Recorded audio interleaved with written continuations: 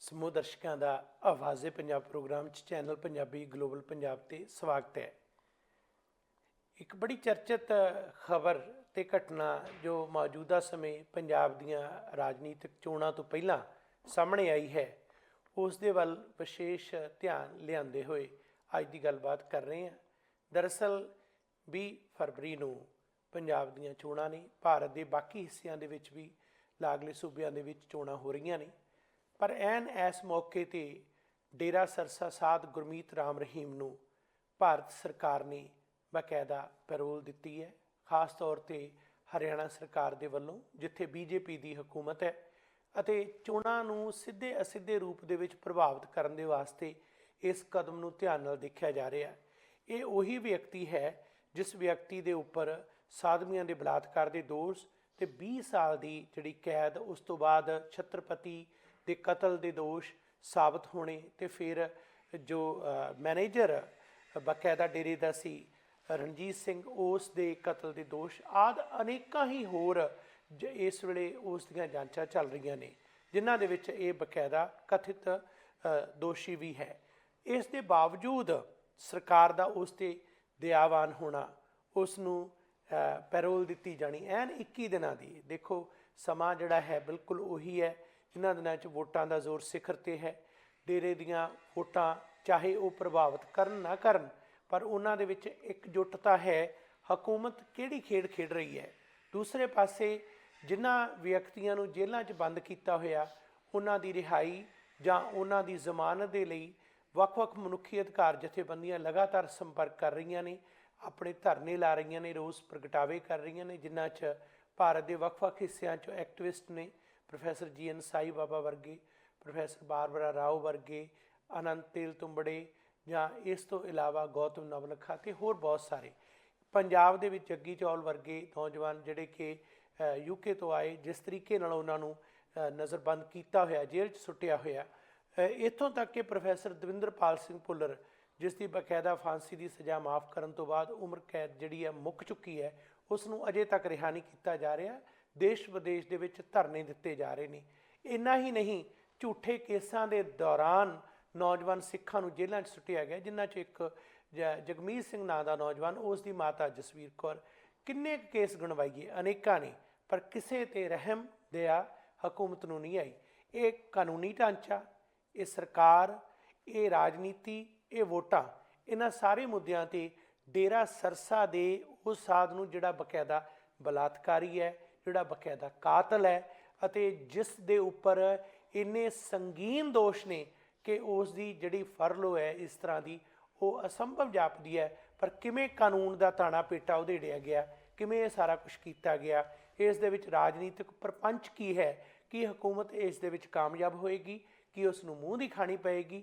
ਇਹ ਸਾਰੀ ਖੇਡ ਦੇ ਅੰਤਰਗਤ ਅੱਜ ਦੀ ਇਹ ਵਿਚਾਰ ਚਰਚਾ ਹੋਏਗੀ, ਜਿਸ ਦੇ ਵਿੱਚ ਗੱਲਬਾਤ ਕਰਨ ਲਈ ਸਾਡੇ ਮਹਿਮਾਨ ਨੇ ਪੱਤਰਕਾਰ ਗੁਰਪ੍ਰੀਤ ਸਿੰਘ ਜੀ। ਜੀ ਆਇਆਂ ਨੂੰ ਗੁਰਪ੍ਰੀਤ ਸਿੰਘ, ਸਵਾਗਤ ਹੈ ਤੁਹਾਡਾ। ਬਹੁਤ ਸ਼ੁਕਰੀਆ ਗੁਰਿੰਦਰ ਸਿੰਘ ਜੀ, ਮੰਚ ਮੁਹੱਈਆ ਕਰਨ ਲਈ ਧੰਨਵਾਦ। ਸ਼ੁਕਰੀਆ ਜੀ। ਪੰਜਾਬ ਚੋਣਾਂ, ਅਤੇ ਪੰਜਾਬ ਤੋਂ ਇਲਾਵਾ 4 ਹੋਰ ਸੂਬਿਆਂ ਦੇ ਵਿੱਚ ਵੀ ਚੋਣਾਂ ਨੇ, ਅਤੇ ਇੱਕ ਵੱਡੇ ਦੋਸ਼ੀ ਕਾਤਲ ਬਲਾਤਕਾਰੀ ਡੇਰਾ ਸੌਦਾ ਸਾਧ ਨੂੰ ਜਿਸ ਤਰੀਕੇ ਨਾਲ ਇਸ ਵੇਲੇ ਜ਼ਮਾਨਤ ਦਿੱਤੀ ਗਈ ਹੈ 21 ਦਿਨਾਂ ਦੀ, ਉਸ ਦੇ ਸੰਬੰਧ ਦੇ ਵਿੱਚ ਤੁਹਾਡੀ ਕੀ ਰਾਏ ਹੈ? ਵੇਖੋ, ਮੈਂ ਇਹਨੂੰ ਇਸ ਤਰ੍ਹਾਂ ਵੇਖਦਾ ਕਿ ਜੋ ਪੰਜਾਬ 'ਚ ਚੋਣ ਦੰਗਲ ਮੱਗਿਆ ਹੋਇਆ ਜੀ, ਜਿਸ ਤਰ੍ਹਾਂ ਦੇ ਹਾਲਾਤ ਨੇ ਪੰਜਾਬ 'ਚ, ਉਸ ਤੋਂ ਉਹਨੂੰ ਵੱਖ ਕਰਕੇ ਵੇਖਣਾ ਔਖਾ ਮੇਰੇ ਲਈ। ਜੀ, ਮਤਲਬ ਇਹ ਸਬਬ ਨਹੀਂ ਜਾਪਦਾ ਕਿ ਇਸ ਮੌਕੇ 'ਤੇ ਫਰਲੋ ਮਿਲ ਜਾਣੀ। ਹੁਣ ਇਹਦੀ ਜਿਹੜਾ ਡੇਰਾ ਸੌਦੇ ਦਾ ਜਿਹੜਾ ਆਧਾਰ ਬਹੁਤਾ ਮਾਲ ਵਿੱਚ ਹੈ ਜੀ, ਔਰ ਪਹਿਲਾਂ ਵੀ ਕਈ ਵਾਰੀ ਉਹਨਾਂ ਨੇ ਇਸ ਕਿਸਮ ਦੇ ਜਿਹੜੇ ਦਿਸ਼ਾ ਨਿਰਦੇਸ਼ ਜਾਰੀ ਕੀਤੇ ਆਪਣੇ ਪ੍ਰੇਮੀਆਂ ਦੇ ਨਾਂ, ਆਪਣੇ ਸਮਰਥਕਾਂ ਦੇ ਨਾਂ, ਕਿ ਜਿਸ ਦਾ ਉਸ ਪੋਲੀਟੀਕਲ ਲੈਂਡਸਕੇਪ 'ਤੇ ਅਸਰ ਵੀ ਪਿਆ। ਅਜੇ ਵੀ ਉਸ ਦੀ ਫੋਲੋਇੰਗ ਹੈ ਉਹਨਾਂ ਇਲਾਕਿਆਂ 'ਚ। ਸੋ ਜੇ ਉਹ ਫਰਲੋ 'ਤੇ ਜਾ ਕੇ ਮਾੜਾ ਮੋਟਾ ਵੀ ਸਹਿਨਾ ਦਾ ਪ੍ਰਚਾਰ ਵੀ ਕਰਦਾ, ਤਾਂ ਉਸਦਾ ਕੋਈ ਨਾ ਕੋਈ ਫਾਇਦਾ ਕਿਸੇ ਪਾਰਟੀ ਨੂੰ ਹੋ ਸਕਦਾ, ਕਿਸੇ ਨੂੰ ਨੁਕਸਾਨ ਵੀ ਹੋ ਸਕਦਾ। ਜ਼ਾਹਿਰਾ ਤੌਰ 'ਤੇ ਜਿਹੜੇ ਇਸ ਨੂੰ ਛੱਡਣ ਵਾਲੇ ਨੇ ਇਸ ਵੇਲੇ, ਉਹਨਾਂ ਨੇ ਫਾਇਦਾ ਲੈਣਾ ਹੀ ਲੈਣਾ। ਨੈਕ ਢਾਂਚਾ ਕਿਵੇਂ ਇੰਡੀਆ 'ਚ ਕੰਮ ਕਰ ਰਿਹਾ, ਉਸ ਦੀਆਂ ਕਈ ਮਿਸਾਲਾਂ ਸਾਡੇ ਸਾਹਮਣੇ ਆ ਚੁੱਕੀਆਂ ਨੇ, ਔਰ ਕਈ ਵਾਰੀ ਅਸੀਂ ਇਸ ਮੰਚ ਤੋਂ ਉਹ ਗੱਲ ਕਰ ਵੀ ਚੁੱਕੇ ਹਾਂ। ਜਿਵੇਂ ਮਿਸਾਲ ਦੇ ਤੌਰ 'ਤੇ ਤੁਸੀਂ ਸਾਈ ਬਾਬਾ ਦੀ ਉਦਾਹਰਨ ਦਿੱਤੀ। ਹੁਣ ਸਾਈ ਬਾਬਾ ਦੇ ਕੇਸ 'ਚ ਬੜਾ ਕਲੀਅਰ ਹੈ ਕਿ ਮਾਂ ਉਹਨਾਂ ਦੀ ਮੌਤ ਨਾਲ ਜੂਝ ਰਹੀ ਸੀ, ਨਾ ਤਾਂ ਛੁੱਟੀ ਦਿੱਤੀ ਗਈ ਕਿ ਜਾ ਕੇ ਮਾਂ ਦਾ ਅਖੀਰਲੀ ਵਾਰੀ ਮੂੰਹ ਵੇਖ ਸਕੇ। ਜਦੋਂ COVID-19 ਹੋਇਆ ਤਾਂ ਵੀ ਛੁੱਟੀ ਨਹੀਂ ਦਿੱਤੀ ਗਈ, ਹਾਲਾਂਕਿ ਉਹ ਲੱਖ ਤੋਂ ਹੇਠਾਂ ਅਪਾਹਜ ਹੈ, ਅਨੇਕਾਂ ਬਿਮਾਰੀਆਂ ਨਾਲ ਜੂਝ ਰਿਹਾ, ਯੂਐਨ 'ਚ ਉਸਦੀ ਆਵਾਜ਼ ਉੱਠ ਚੁੱਕੀ ਹੈ, ਪਰ ਇਸ ਵਿਅਕਤੀ ਲਈ ਇੰਨਾ ਮਤਲਬ ਦਰਿਆਦਿਲੀ ਵਿਖਾਈ ਗਈ। ਸੋ ਬੜਾ ਕਲੀਅਰ ਹੈ ਕਿ ਜਿਹੜਾ ਕਾਨੂੰਨ ਦੋ ਤਰ੍ਹਾਂ ਚੱਲਦਾ, ਇੱਕ ਉਹ ਲੋਕ ਨੇ ਜਿਨ੍ਹਾਂ ਦੇ ਪਿੱਛੇ ਸ਼ਾਸਕ ਨੇ, ਇੱਕ ਉਹ ਜਿਨ੍ਹਾਂ ਦੇ ਨਾਲ ਸ਼ਾਸਕਾਂ ਦੀ ਸਿੱਧੀ ਲੜਾਈ ਹੈ। ਉਹਨਾਂ ਬਾਰੇ ਅਦਾਲਤੀ ਪਹੁੰਚ ਬਿਲਕੁਲ ਭਿੰਨ ਰਹੀ ਹੈ, ਵੱਖ ਰਹੀ ਹੈ। ਸਾਨੂੰ ਇਸ ਹਕੀਕਤ ਨੂੰ ਸਮਝਣਾ ਪਊਗਾ। ਔਰ ਸਾਈਂ ਬਾਬਾ ਦੀ ਮਿਸਾਲ ਸਾਡੇ ਸਾਹਮਣੇ ਹੈ। ਇਸ ਤੋਂ ਇਲਾਵਾ ਤੁਸੀਂ ਦੇਖੋ ਕਿ ਹਿੰਦੂਤਵੀ ਜਿਹੜਾ ਸ਼ੱਕੀ ਦਹਿਸ਼ਤਗਰਦ, ਉਹਨੂੰ ਜਿਵੇਂ ਛੱਡਿਆ ਗਿਆ ਸੀਗਾ ਇੱਕ ਵਾਰੀ, ਜੀ ਉਦੋਂ ਵੀ ਇਹ ਗੱਲ ਉੱਠੀ ਸੀਗੀ। ਸਾਰੀ ਗੱਲ ਛੱਡ ਦਿਓ, ਸਤਵੀਂ ਪ੍ਰਗਿਆ ਜਿਹੜੀ MP ਬਣ ਕੇ ਬੈਠੀ ਹੈ ਪਾਰਲੀਮੈਂਟ 'ਚ, ਜਿਹੜਾ ਮੋਦੀ ਸਾਹਿਬ ਖੁਦ ਬੜੇ ਮਾਣ ਨਾਲ ਜਿਹਨੂੰ ਲੈ ਕੇ ਆਏ, ਮਾਲੇਗਾਓਂ ਧਮਾਕੇ 'ਚ ਸ਼ਾਮਲ ਹੈ, ਉਹ ਔਰਤ ਅੱਜ MP ਬਣ ਕੇ ਬੈਠੀ ਹੈ। ਅਜੇ ਉਹ ਬਰੀ ਵੀ ਨਹੀਂ ਹੋਈ, ਅਜੇ ਵੀ ਉਸ ਦੇ ਖਿਲਾਫ ਕੇਸ ਚੱਲ ਰਿਹਾ, ਤਾਂ ਵੀ ਉਸ ਨੂੰ ਬਾਹਰ ਕਢਾਇਆ ਗਿਆ, ਇਲੈਕਸ਼ਨ ਲੜਵਾਈ ਗਈ, ਪਾਰਲੀਮੈਂਟ 'ਚ ਭੇਜ ਦਿੱਤਾ ਗਿਆ। ਸੋ ਨੰਗੇ ਚਿੱਟੇ ਰੂਪ 'ਚ ਸਾਰਾ ਕੁਝ ਦੇਖਣ ਨੂੰ ਆ ਰਿਹਾ। ਮਿਸਾਲਾਂ ਤਾਂ ਅਸੀਂ ਬੜੀਆਂ ਦੇ ਸਕਦੇ ਹਾਂ, ਸ਼ਾਮ ਤੱਕ ਦੇਈ ਚੱਲਾਂਗੇ। ਦਵਿੰਦਰਪਾਲ ਸਿੰਘ ਭੁੱਲਰ ਦੀ ਇੱਕ ਮਿਸਾਲ ਹੈ, ਜਿਹੜਾ ਸਜ਼ਾ ਪੂਰੀ ਕਰ ਚੁੱਕਿਆ। ਸਜ਼ਾਵਾਂ ਪੂਰੀ ਕਰ ਚੁੱਕੇ ਜਿਹੜੇ ਸਿੰਘ ਨੇ ਉਹ ਛੱਡੇ ਨਹੀਂ ਜਾ ਰਹੇ, ਤੇ ਇਸ ਵਿਅਕਤੀ ਨੂੰ ਛੱਡਿਆ ਜਾ ਰਿਹਾ ਉਸ ਮੌਕੇ 'ਤੇ ਜਦੋਂ ਚੋਣਾਂ ਦਾ ਦੰਗਲ ਮੱਘਿਆ ਹੋਵੇ, ਤਾਂ ਜੋ ਆਪਣੀ ਤਿਕੜਮਬਾਜ਼ੀ ਨਾਲ ਕਿਸੇ ਦਾ ਫਾਇਦਾ, ਕਿਸੇ ਦਾ ਨੁਕਸਾਨ ਉਹ ਕਰ ਸਕੇ। ਇੰਝ ਪ੍ਰਤੀਤ ਹੋ ਰਿਹਾ। ਮੈਂ ਦਾਅਵੇ ਨਾਲ ਤਾਂ ਕਹਿ ਨਹੀਂ ਸਕਦਾ ਗਾਲਾ ਵਾਲੀ, ਪਰ ਜਿਹੜਾ ਸਮਾਂ ਹੈ, ਸਮੇਂ ਨੂੰ ਵੇਖ ਕੇ ਇਹੀ ਅਨੁਮਾਨ ਲਾਇਆ ਜਾ ਸਕਦਾ ਕਿ ਉਸ ਨੂੰ ਇਸ ਮੌਕੇ 'ਤੇ ਕੱਢਣ ਦੀ ਇਹ ਵਜ੍ਹਾ ਰਹੀ ਹੋਏਗੀ ਕਿਉਂਕਿ ਉਸ ਦਾ ਸਿਆਸੀ ਆਧਾਰ ਮਾਲ ਵਿੱਚ ਬੜਾ ਮਜ਼ਬੂਤ ਹੈ। ਇਹ ਵੀ ਸੱਚ ਹੈ ਕਿ ਜਿਸ ਤਰੀਕੇ ਨਾਲ ਇਹਨਾਂ ਚੋਣਾਂ ਤੋਂ ਪਹਿਲਾਂ BJP ਨੇ ਇਹ ਖੇਡ ਖੇਡੀ ਹੈ, ਕਿਉਂਕਿ ਹਰਿਆਣੇ ਦੇ ਵਿੱਚ ਜਿੱਥੇ ਉਹ ਜੇਲ੍ਹ 'ਚ ਬੰਦ ਹੈ, ਜਿੱਥੋਂ ਉਹਨੂੰ ਰਿਹਾ ਕੀਤਾ ਜਾ ਰਿਹਾ, ਇਹ ਫਰਲੋ 21 ਦਿਨਾਂ ਦੀ ਦਿੱਤੀ ਜਾ ਰਹੀ ਹੈ, ਉੱਥੇ ਦੇ ਜਿਹੜੇ ਮੰਤਰੀ ਆ ਉਹਨਾਂ ਦੀ ਸਟੇਟਮੈਂਟ ਦੇਖ ਲਓ। ਉਸ ਤੋਂ ਪਹਿਲਾਂ ਜਿਹੜੇ ਕਾਨੂੰਨ ਦੇ ਪ੍ਰਸੰਗ ਦੇ ਵਿੱਚ ਪ੍ਰਧਾਨ ਮੰਤਰੀ ਤੱਕ ਦੀ ਸਟੇਟਮੈਂਟ ਕਿ ਜਿਹੜੀ ਇਹ ਜ਼ਮਾਨਤ ਹੈ ਇਹ ਸਭ ਦਾ ਅਧਿਕਾਰ ਹੈ। ਅਤੇ ਇਸ ਖਿਆਲ ਦੇ ਵਿੱਚ ਕਿ ਜਿਹੜੇ ਲੋਕ ਜ਼ਮਾਨਤ ਦੇ ਲਈ ਵਾਰ-ਵਾਰ ਤਰਲੇ ਦੇ ਰਹੇ ਨੇ, ਜਿਨ੍ਹਾਂ ਨੂੰ ਜਿਸ ਢੰਗ ਦੇ ਨਾਲ ਮਨੁੱਖੀ ਦਰ ਦੇ ਅਨੁਸਾਰ ਵੀ ਜ਼ਮਾਨਤ ਦਿੱਤੀ ਜਾ ਰਹੀ, ਉਸ ਵੇਲੇ ਇਹ ਹੱਕ ਕਿੱਥੇ ਜਾਂਦਾ ਹੈ। ਰਹੀ ਡੇਰਾ ਸਰਸਾ ਦੀ ਗੱਲਬਾਤ, ਬਿਨਾਂ ਸ਼ੱਕ ਰਾਜਨੀਤਿਕ ਤੌਰ 'ਤੇ ਪੰਜਾਬ ਦੇ ਕੁਝ ਖੇਤਰਾਂ ਦੇ ਵਿੱਚ ਉਸ ਦਾ ਆਧਾਰ ਹੈ। ਇਹ ਵੀ ਗੱਲ ਸੱਚ ਹੈ ਕਿ BJP ਕਿਸਾਨ ਵਿਰੋਧੀ ਹੋਣ ਕਾਰਨ ਲਗਾਤਾਰ ਮੂੰਹ ਦੀ ਖਾ ਰਹੀ ਹੈ। ਉਸ ਦੇ ਨਾਲ ਦੀਆਂ ਜਿਹੜੀਆਂ ਪਾਰਟੀਆਂ ਜਿਨ੍ਹਾਂ ਨੇ ਅਲਾਇੰਸ ਕੀਤਾ ਹੈ, ਉਹਨਾਂ ਦਾ ਵੀ ਪੰਜਾਬ ਦੇ ਵਿੱਚ ਖੁਰਾ ਖੋਜ ਮਿਟ ਰਿਹਾ ਹੈ। ਇਹ ਸਾਰੇ ਪ੍ਰਸੰਗ ਦੇ ਵਿੱਚ ਇਹ ਸਾਰੀ ਖੇਡ ਕਿੱਧਰ ਨੂੰ ਜਾ ਰਹੀ ਹੈ। ਅੱਜ ਪੰਜਾਬ ਦੇ ਉਪ ਮੁੱਖ ਮੰਤਰੀ ਸੁਖਜਿੰਦਰ ਰੰਧਾਵਾ ਉਸ ਵੱਲੋਂ ਕੁਝ ਟਿੱਪਣੀਆਂ ਕੀਤੀਆਂ ਗਈਆਂ ਨੇ, ਜਿਨ੍ਹਾਂ ਦੇ ਵਿੱਚ ਇਹ ਕਿਹਾ ਗਿਆ ਕਿ ਇਸ ਮਾਮਲੇ ਦੇ ਵਿੱਚ ਹੁਣ ਆਪਣੀ ਜੋ ਸਟੇਟਮੈਂਟ ਹੈ, ਪੰਜਾਬ ਦੇ ਵਿੱਚ ਵੱਖ-ਵੱਖ ਜਿਹੜੀਆਂ ਦੂਸਰੀਆਂ ਧਿਰਾਂ ਉਹ ਇਹ ਦੇਣ ਕਿੱਥੇ ਖੜੇ ਨੇ, BJP ਜਾਂ ਇਸ ਦੇ ਨਾਲ ਅਮਰਿੰਦਰ ਸਿੰਘ ਜਾਂ ਢੀਂਡਸਾ ਜਾਂ ਬਾਦਲ ਜਾਂ ਹੋਰ, ਕਿ ਇਸ ਡੇਰੇ ਦੇ ਇਸ ਸਾਧ ਦੀ ਜਿਹੜੀ ਜ਼ਮਾਨਤ ਹੈ ਉਸ ਨੂੰ ਕਿਵੇਂ ਦੇਖਦੇ ਹੋ। ਦੂਸਰੇ ਪਾਸੇ ਪ੍ਰੋਫੈਸਰ ਦਵਿੰਦਰਪਾਲ ਭੁੱਲਰ ਦੇ ਸਬੰਧ ਦੇ ਵਿੱਚ ਆਪ ਦੇ ਮੁਖੀ ਸੁਪਰੀਮੋ ਦਿੱਲੀ ਦੇ ਵਿੱਚ ਜਿਸ ਤਰੀਕੇ ਨਾਲ ਉਹਨਾਂ ਦੇ ਅਖਤਿਆਰ ਦੇ ਵਿੱਚ ਜਿੰਨਾ ਕੁਝ ਹੈ, ਉਹਨਾਂ ਨੂੰ ਨਾ ਛੱਡਿਆ ਜਾਣਾ ਜਾਂ ਉਸ ਦੇ ਸਬੰਧ ਦੇ ਵਿੱਚ ਕੋਈ ਕਦਮ ਨਾ ਚੁੱਕਣਾ, ਇਹ ਦੋ ਗੱਲਾਂ ਆਮੋ ਸਾਹਮਣੇ ਟਕਰਾਓ ਦੇ ਵਿੱਚ ਵੀ ਨੇ। ਹੁਣ ਸਵਾਲ ਇਹ ਪੈਦਾ ਹੁੰਦਾ ਹੈ ਕਿ ਕੀ ਰਾਜਨੀਤਿਕ ਦਲ ਇਹ ਦੇਖਦੇ ਨੇ ਕਿ ਇੱਕ ਬੰਦੇ ਦੀ ਇੱਕ ਸਟੇਟਮੈਂਟ ਦੇ ਆਧਾਰ 'ਤੇ ਸਾਰੀਆਂ ਵੋਟਾਂ ਭੁਗਤ ਸਕਦੀਆਂ ਨੇ।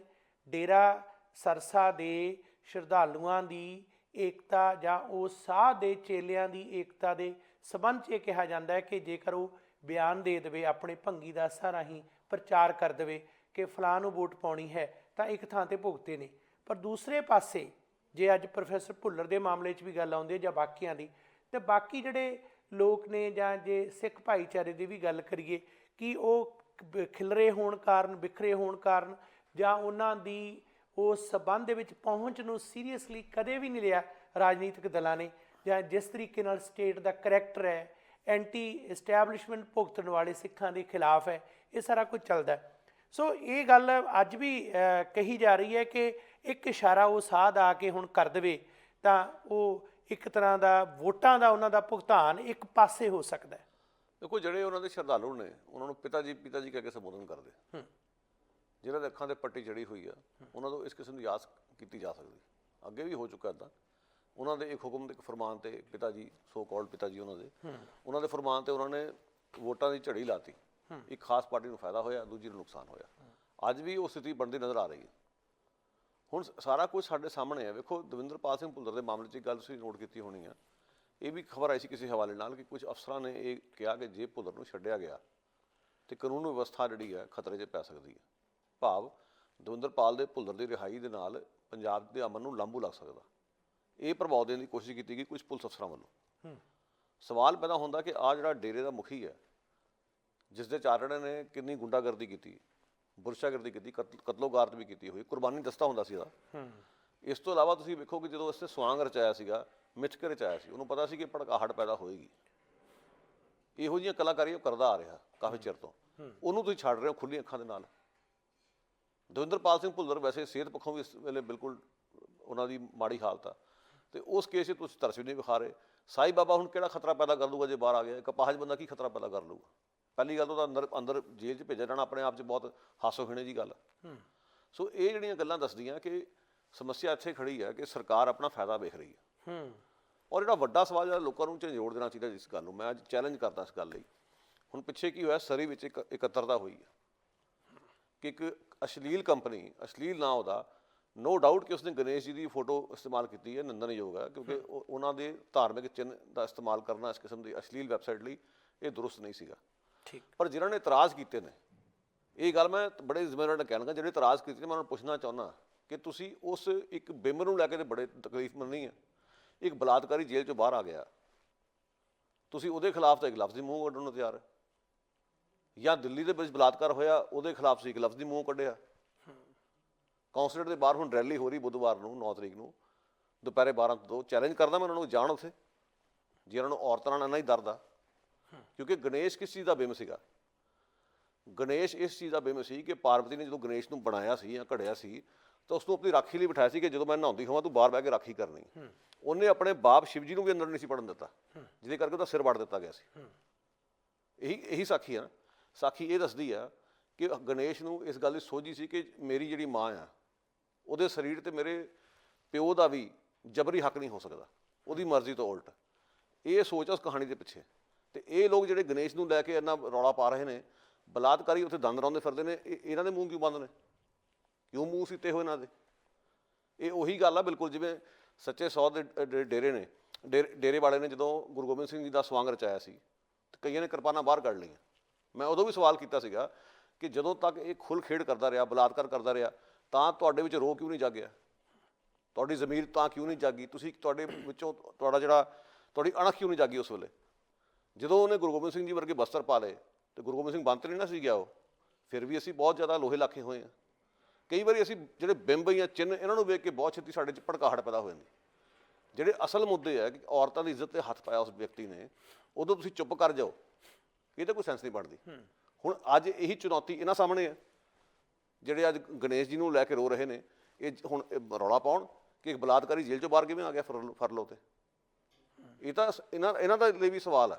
ਇਕੱਲਾ ਮਸਲਾ ਇਹ ਸਿੱਖਾਂ ਦਾ ਨਹੀਂਗਾ, ਇਕੱਲਾ ਇਹ ਮਸਲਾ ਨਹੀਂ ਕਿ ਸਿੱਖਾਂ ਦੇ ਵਿੱਚ ਡੇਰੇ ਵਿੱਚ ਟਕਰਾਓ ਆ। ਮਸਲਾ ਇਹ ਵੀ ਨਹੀਂ ਕਿ ਸਿਆਸੀ ਲਾਭ ਕਿਹਨੂੰ ਹੋਊਗਾ ਕਿਹਨੂੰ ਨਹੀਂ ਹੋਏਗਾ। ਵੱਡਾ ਸਵਾਲ ਹੈ ਕਿ ਭਾਰਤੀ ਸਥਾਪਤੀ ਜਾਂ ਉੱਥੋਂ ਅਦਾਲਤੀ ਢਾਂਚਾ ਬਲਾਤਕਾਰੀਆਂ ਦੀ ਪੁਸ਼ਪਨਾਹੀ ਕਰਦੀ ਹੋਵੇ ਔਰ ਸਾਰਾ ਸਮਾਜ ਸੁੰਨ ਹੋ ਕੇ ਬੈਠਾ ਹੋਵੇ। ਇਸ ਤੋਂ ਵੱਡੀ ਸ਼ਰਮ ਦੀ ਗੱਲ ਕਿਹੜੀ ਹੋ ਸਕਦੀ?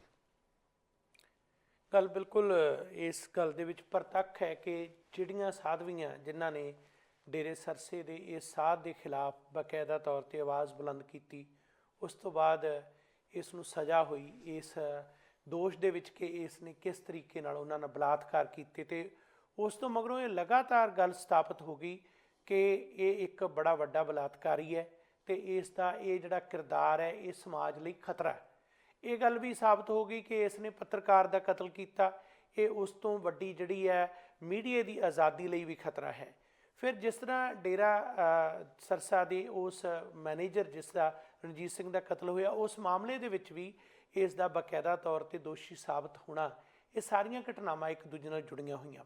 ਹੁਣ ਜਦੋਂ ਅਸੀਂ ਇਹ ਸਾਰੇ ਪ੍ਰਸੰਗ ਨੂੰ ਦੇਖਦੇ ਹਾਂ ਤੇ ਬਲਾਤਕਾਰ ਦੇ ਮਾਮਲੇ ਦੇ ਵਿੱਚ ਇਹ ਦੋਸ਼ੀ ਵਿਅਕਤੀ ਬਾਹਰ ਆ ਰਿਹਾ ਜਾਂ ਜਿਹੜਾ ਉਸ ਦੇ ਬਾਹਰ ਆਉਣ ਤੋਂ ਪਹਿਲਾਂ ਇੱਕ ਹੋਰ ਫੈਸਲਾ ਆਉਂਦਾ ਕਾਨੂੰਨ ਦਾ, ਉਹ ਵੀ ਬੜਾ ਮਹੱਤਵਪੂਰਨ ਹੈ ਇਸ ਸਾਰੇ ਪ੍ਰਸੰਗ ਦੇ ਵਿੱਚ। ਉਹ ਇਹ ਹੈ ਕਿ ਡੇਰੇ ਦੇ ਇੱਕ ਪ੍ਰੇਮੀ ਦੇ ਵੱਲੋਂ, ਕਥਿਤ ਪ੍ਰੇਮੀ ਵੱਲੋਂ ਗੁਰੂ ਗ੍ਰੰਥ ਸਾਹਿਬ ਦੀ ਬੇਅਦਬੀ ਕੀਤੀ ਗਈ, ਉਸ ਦਾ ਕਤਲ ਹੋਇਆ। ਉਸ ਕਤਲ ਦੇ ਮਾਮਲੇ ਦੇ ਵਿੱਚ ਨੌਜਵਾਨਾਂ ਨੂੰ ਉਮਰ ਕੈਦ ਦੀ ਸਜ਼ਾ ਸੁਣਾਈ ਗਈ। ਕੁਛ ਦਿਨ ਪਹਿਲਾਂ ਇਹਦੇ ਇਸ ਸਮੇਂ ਜਦੋਂ ਹੁਣ ਜ਼ਮਾਨਤ ਦਿੱਤੀ ਗਈ ਹੈ, ਉਸ ਤੋਂ ਪਹਿਲਾਂ ਇਹ ਸਾਰੇ ਮਾਮਲੇ ਨੂੰ ਜੇ ਨਾਲ ਜੋੜ ਕੇ ਦੇਖਿਆ ਜਾਏ ਤਾਂ ਪਤਾ ਲੱਗਦਾ ਹੈ ਕਿ ਸਾਡੇ ਅੰਦਰ ਇਸ ਗੱਲ ਦੀ ਚੈਲੰਜ, ਚੁਣੌਤੀ ਜਾਂ ਭਾਵਨਾ ਕਿੰਨੀ ਕੁ ਹੈ ਕਿ ਇਹ ਸਾਰੀਆਂ ਘਟਨਾਵਾਂ ਇੱਕ ਦੂਜੇ ਨਾਲ ਜੁੜੀਆਂ ਹੋਈਆਂ। ਸੋ ਜਿੱਥੋਂ ਤੱਕ ਦਿੱਲੀ ਦੇ ਵਿੱਚ ਜਿਹੜਾ ਇੱਕ ਸਿੱਖ ਬਾਲੜੀ ਦੇ ਨਾਲ ਜਿਸ ਤਰੀਕੇ ਨਾਲ ਜਬਰ ਜਨਾਹ ਹੋਇਆ, ਇੱਕ ਉਸ ਪੀੜਤ ਜਾਂ ਮਜਬੂਰ ਔਰਤ ਦੇ ਨਾਲ ਜਿਸ ਦਾ ਛੋਟਾ ਜਿਹਾ ਬੱਚਾ ਸੜਕਾਂ ਤੇ ਘੁਮਾਇਆ ਗਿਆ, ਉਸ ਦਾ ਮੂੰਹ ਕਾਲਾ ਕੀਤਾ ਗਿਆ, ਗੈਂਗ ਰੇਪ ਕੀਤਾ ਗਿਆ, ਫਿਰ ਉਸ ਦੇ ਜਿਹੜੇ ਵਾਲ ਹੈ ਜਿਸ ਤਰੀਕੇ ਨਾਲ ਕੱਟੇ ਗਏ, ਤੇ ਫਿਰ ਉਸ 'ਤੇ ਜੋ ਵੀ ਗਿਰੇ ਤੋਂ ਗਿਰੇ ਪੱਧਰ 'ਤੇ ਜੋ ਅਤਿਆਚਾਰ ਹੋ ਸਕਦਾ ਸੀ ਉਹ ਕੀਤਾ ਗਿਆ। ਪਰ ਖਾਮੋਸ਼ ਹੈ ਆਵਾਮ, ਲੋਕਾਂ ਦੇ ਅੰਦਰ ਜ਼ਮੀਰ ਮਰ ਚੁੱਕੀ ਹੈ। ਸਾਡੀਆਂ ਸੰਸਥਾਵਾਂ ਦੀ ਜਦੋਂ ਅਸੀਂ ਗੱਲ ਕਰਦੇ ਹਾਂ, ਬਿਲਕੁਲ ਸਹੀ ਹੈ, ਸਿੰਬੋਲਿਕ ਚਿੰਨ੍ਹਾਤਮਕ ਪੱਖੋਂ ਸਾਨੂੰ ਬਹੁਤ ਗੁੱਸਾ ਲੱਗਦਾ ਹੈ, ਪਰ ਜਿਹੜੀ ਪ੍ਰੈਕਟੀਕਲ ਜੋ ਵਾਪਰ ਰਿਹਾ ਉਸ ਦੇ ਉੱਪਰ ਸਾਡੀ ਜ਼ੁਬਾਨ ਬੰਦ ਹੈ। ਸੋ ਜਿਹੜੇ ਮਿਲ ਕੇ ਸੰਸਥਾਵਾਂ, ਜਥੇਬੰਦੀਆਂ, ਗੁਰੂ ਨਾਨਕ ਗੁਰਦੁਆਰਾ ਸਾਹਿਬ, ਸਰੀ ਡੈਲਟਾ ਜਾਂ ਇਸ ਦੇ ਨਾਲ ਸਹਿਯੋਗੀ ਸੰਸਥਾਵਾਂ, ਜਿਹੜੀਆਂ 8 ਗੁਰਦੁਆਰਾ ਸੁਸਾਇਟੀਜ਼ ਜਿਹੜੀਆਂ BC ਸਿੱਖ ਕੌਂਸਲ ਦੇ ਉਸ ਟਾਈਟਲ ਦੇ ਹੇਠ ਜਥੇਬੰਦੀਆਂ ਇਸ ਗੱਲ ਲਈ ਪ੍ਰੋਟੈਸਟ ਕਰ ਰਹੀਆਂ ਨੇ, ਜੋ ਬੁੱਧਵਾਰ ਨੂੰ, ਆਉਂਦੇ ਬੁੱਧਵਾਰ ਨੂੰ ਬਕਾਇਦਾ ਤੌਰ 'ਤੇ ਉਹਨਾਂ ਨੇ ਰੱਖਿਆ ਕੌਂਸਲੇਟ ਦੇ ਬਾਹਰ ਵੈਨਕੂਵਰ ਦੇ ਵਿੱਚ 325 ਹੌਸ ਸਟਰੀਟ 'ਤੇ। ਉਸ ਦਾ ਮਹੱਤਵ ਹੀ ਇਹ ਹੈ ਕਿ ਜਿਸ ਤਰੀਕੇ ਨਾਲ ਤਸ਼ੱਦਦ ਹੋਇਆ, ਜਬਰ ਹੋਇਆ, ਬਲਾਤਕਾਰ ਹੋਇਆ, ਜ਼ੁਲਮ ਹੋਇਆ, ਉਸ ਦੇ ਖਿਲਾਫ ਆਵਾਜ਼ ਬੁਲੰਦ ਕੀਤੀ ਜਾਏ। ਪਰ ਇਹ ਜ਼ਾਲਮ ਨੂੰ ਇਸ ਸਮੇਂ ਜ਼ਮਾਨਤ ਦਿੱਤੀ ਗਈ ਹੈ। ਸੋ ਇਸ ਲਈ ਗੱਲ ਸਿਰਫ ਇਹ ਨਹੀਂ ਕਿ ਇਹਦਾ ਜਿਹੜਾ ਪ੍ਰਸੰਗ ਹੈ ਕੇਵਲ ਤੇ ਕੇਵਲ ਰਾਜਨੀਤਿਕ ਹੈ, ਵੋਟਾਂ ਦੀ, ਇਲੈਕਸ਼ਨ ਦੀ ਗੱਲ ਕਰਦੇ ਹੋਏ ਕੁੱਲ ਮਿਲਾ ਕੇ ਵੀ ਇਸ 'ਤੇ ਬਹੁਤ ਗੰਭੀਰਤਾ ਨਾਲ, ਸੰਜੀਦਗੀ ਨਾਲ ਵਿਚਾਰ ਕਰਨਾ ਚਾਹੀਦਾ ਕਿ ਅਸੀਂ ਮਾਸ਼ਰੇ ਦੀ ਜਦੋਂ ਗੱਲ ਕਰਦੇ ਹਾਂ, ਆਵਾਮ ਦੀ, ਲੋਕਾਂ ਦੀ ਗੱਲ ਕਰਦੇ ਹਾਂ, ਸਾਨੂੰ ਲੱਗਦਾ ਹੈ ਕਿ ਲੋਕ ਵੀ ਤਾਂ ਹੀ ਬੋਲਦੇ ਨੇ ਜੇ ਉਹਨਾਂ ਦੇ ਸਿੱਧੇ ਜਜ਼ਬਾਤ ਭਟਕਣ, ਨਹੀਂ ਤਾਂ ਕੁਝ ਵੀ ਹੋਈ ਜਾਏ, ਕੋਈ ਗੱਲ ਨਹੀਂ ਹੈ। ਇਹ ਤਾਂ ਗੱਲ ਕੋਈ ਸ਼ੱਕ ਹੀ ਨਹੀਂ ਗੁਰਵਿੰਦਰ ਸਿੰਘ ਜੀ, ਹਮੇਸ਼ਾ ਹੀ ਇਹ ਰਿਹਾ, ਇਸ ਗੱਲ ਦਾ ਪ੍ਰਚਲਨ ਹਮੇਸ਼ਾ ਹੀ ਰਿਹਾ।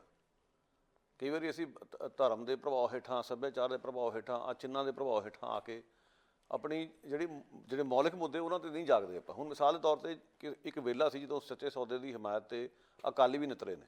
ਹਾਂ, ਜਦੋਂ ਸ਼ੁਰੂ 'ਚ ਜਾਂਚਾਂ ਦਾ ਸਾਹਮਣਾ ਕਰ ਰਿਹਾ ਸੀਗਾ, ਉਦੋਂ ਕਿਸੇ ਦੀ ਜ਼ਮੀਰ ਨਹੀਂ ਜਾਗੀ ਕਿ ਇਸ ਵਿਅਕਤੀ ਨੇ ਔਰਤਾਂ ਨਾਲ ਖੇ ਖਰਾਬੇ ਕੀਤੇ ਨੇ। ਚਿੱਠੀ ਬਾਹਰ ਆ ਗਈ ਸੀ, ਚਿੱਠੀ ਨਿਕਲ ਆਉਣ ਤੋਂ ਬਾਅਦ ਕਾਰਵਾਈ ਸ਼ੁਰੂ ਹੋ ਗਈ ਹੈ, ਅਖਬਾਰਾਂ ਦੇਸ਼ ਸੇਵਕ ਵਰਗੀਆਂ ਛਾਪ ਰਹੀਆਂ, ਲੋਕਾਂ ਨੂੰ ਧਿਆਨ ਹੀ ਨਹੀਂ, ਲੋਕਾਂ ਨੂੰ ਕੋਈ ਇੰਟਰਸਟ ਹੀ ਨਹੀਂ ਕਿ ਇਸ ਠੋਸ ਮੁੱਦੇ 'ਤੇ ਇਸ ਵਿਅਕਤੀ ਦੇ ਖਿਲਾਫ ਕਾਰਵਾਈ ਕਰੀਏ, ਇਸ ਦੇ ਖਿਲਾਫ ਰੌਲਾ ਪਾਈਏ।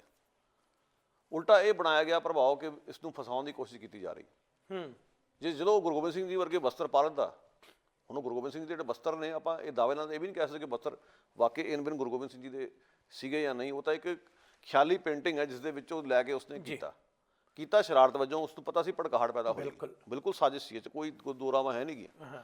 ਪਰ ਜਿਹੜੇ ਲੋਕੀ ਉਸ ਵੇਲੇ ਉਤੇਜਨਾ 'ਚ ਆਏ ਨੇ ਸਮਾਜ ਵਿੱਚੋਂ, ਉਹਨਾਂ ਲਈ ਇਹ ਸਵਾਲ ਹੈ ਆਪਣੇ ਲਈ ਕਿ ਅਸੀਂ ਬੜੀ ਛੇਤੀ ਉਦੋਂ ਉਤੇਜਿਤ ਹੋਏ ਹਾਂ ਜਦੋਂ ਆਹ ਖਬਰਾਂ ਬਾਹਰ ਆ ਰਹੀਆਂ ਸੀਗੀਆਂ, ਤੁਹਾਡੀਆਂ ਔਰਤਾਂ ਬੇਪਤ ਹੋ ਰਹੀਆਂ, ਉਦੋਂ ਤੁਹਾਡੀ ਜ਼ਮੀਰਾਂ ਕਿੱਥੇ ਮਰੀਆਂ ਪਈਆਂ ਸੀ। ਉਲਟ ਗੱਲ ਇਹ ਕਿ ਅਸੀਂ ਤਾਂ ਗਿੱਜੇ ਹੋਏ ਹਾਂ ਸਮਾਜ ਦੇ ਤੌਰ 'ਤੇ, ਵੋਟਾਂ ਪਾ ਕੇ ਉਹਨਾਂ ਲੋਕਾਂ ਨੂੰ ਸੱਤਾ 'ਚ ਲਿਆਉਂਦੇ ਹਾਂ ਜਿਹੜੇ ਖੁਦ ਬਲਾਤਕਾਰੀ ਨੇ ਜਾਂ ਜਿਹੜੇ ਬਲਾਤਕਾਰ ਕਰਵਾਉਂਦੇ ਰਹੇ ਨੇ।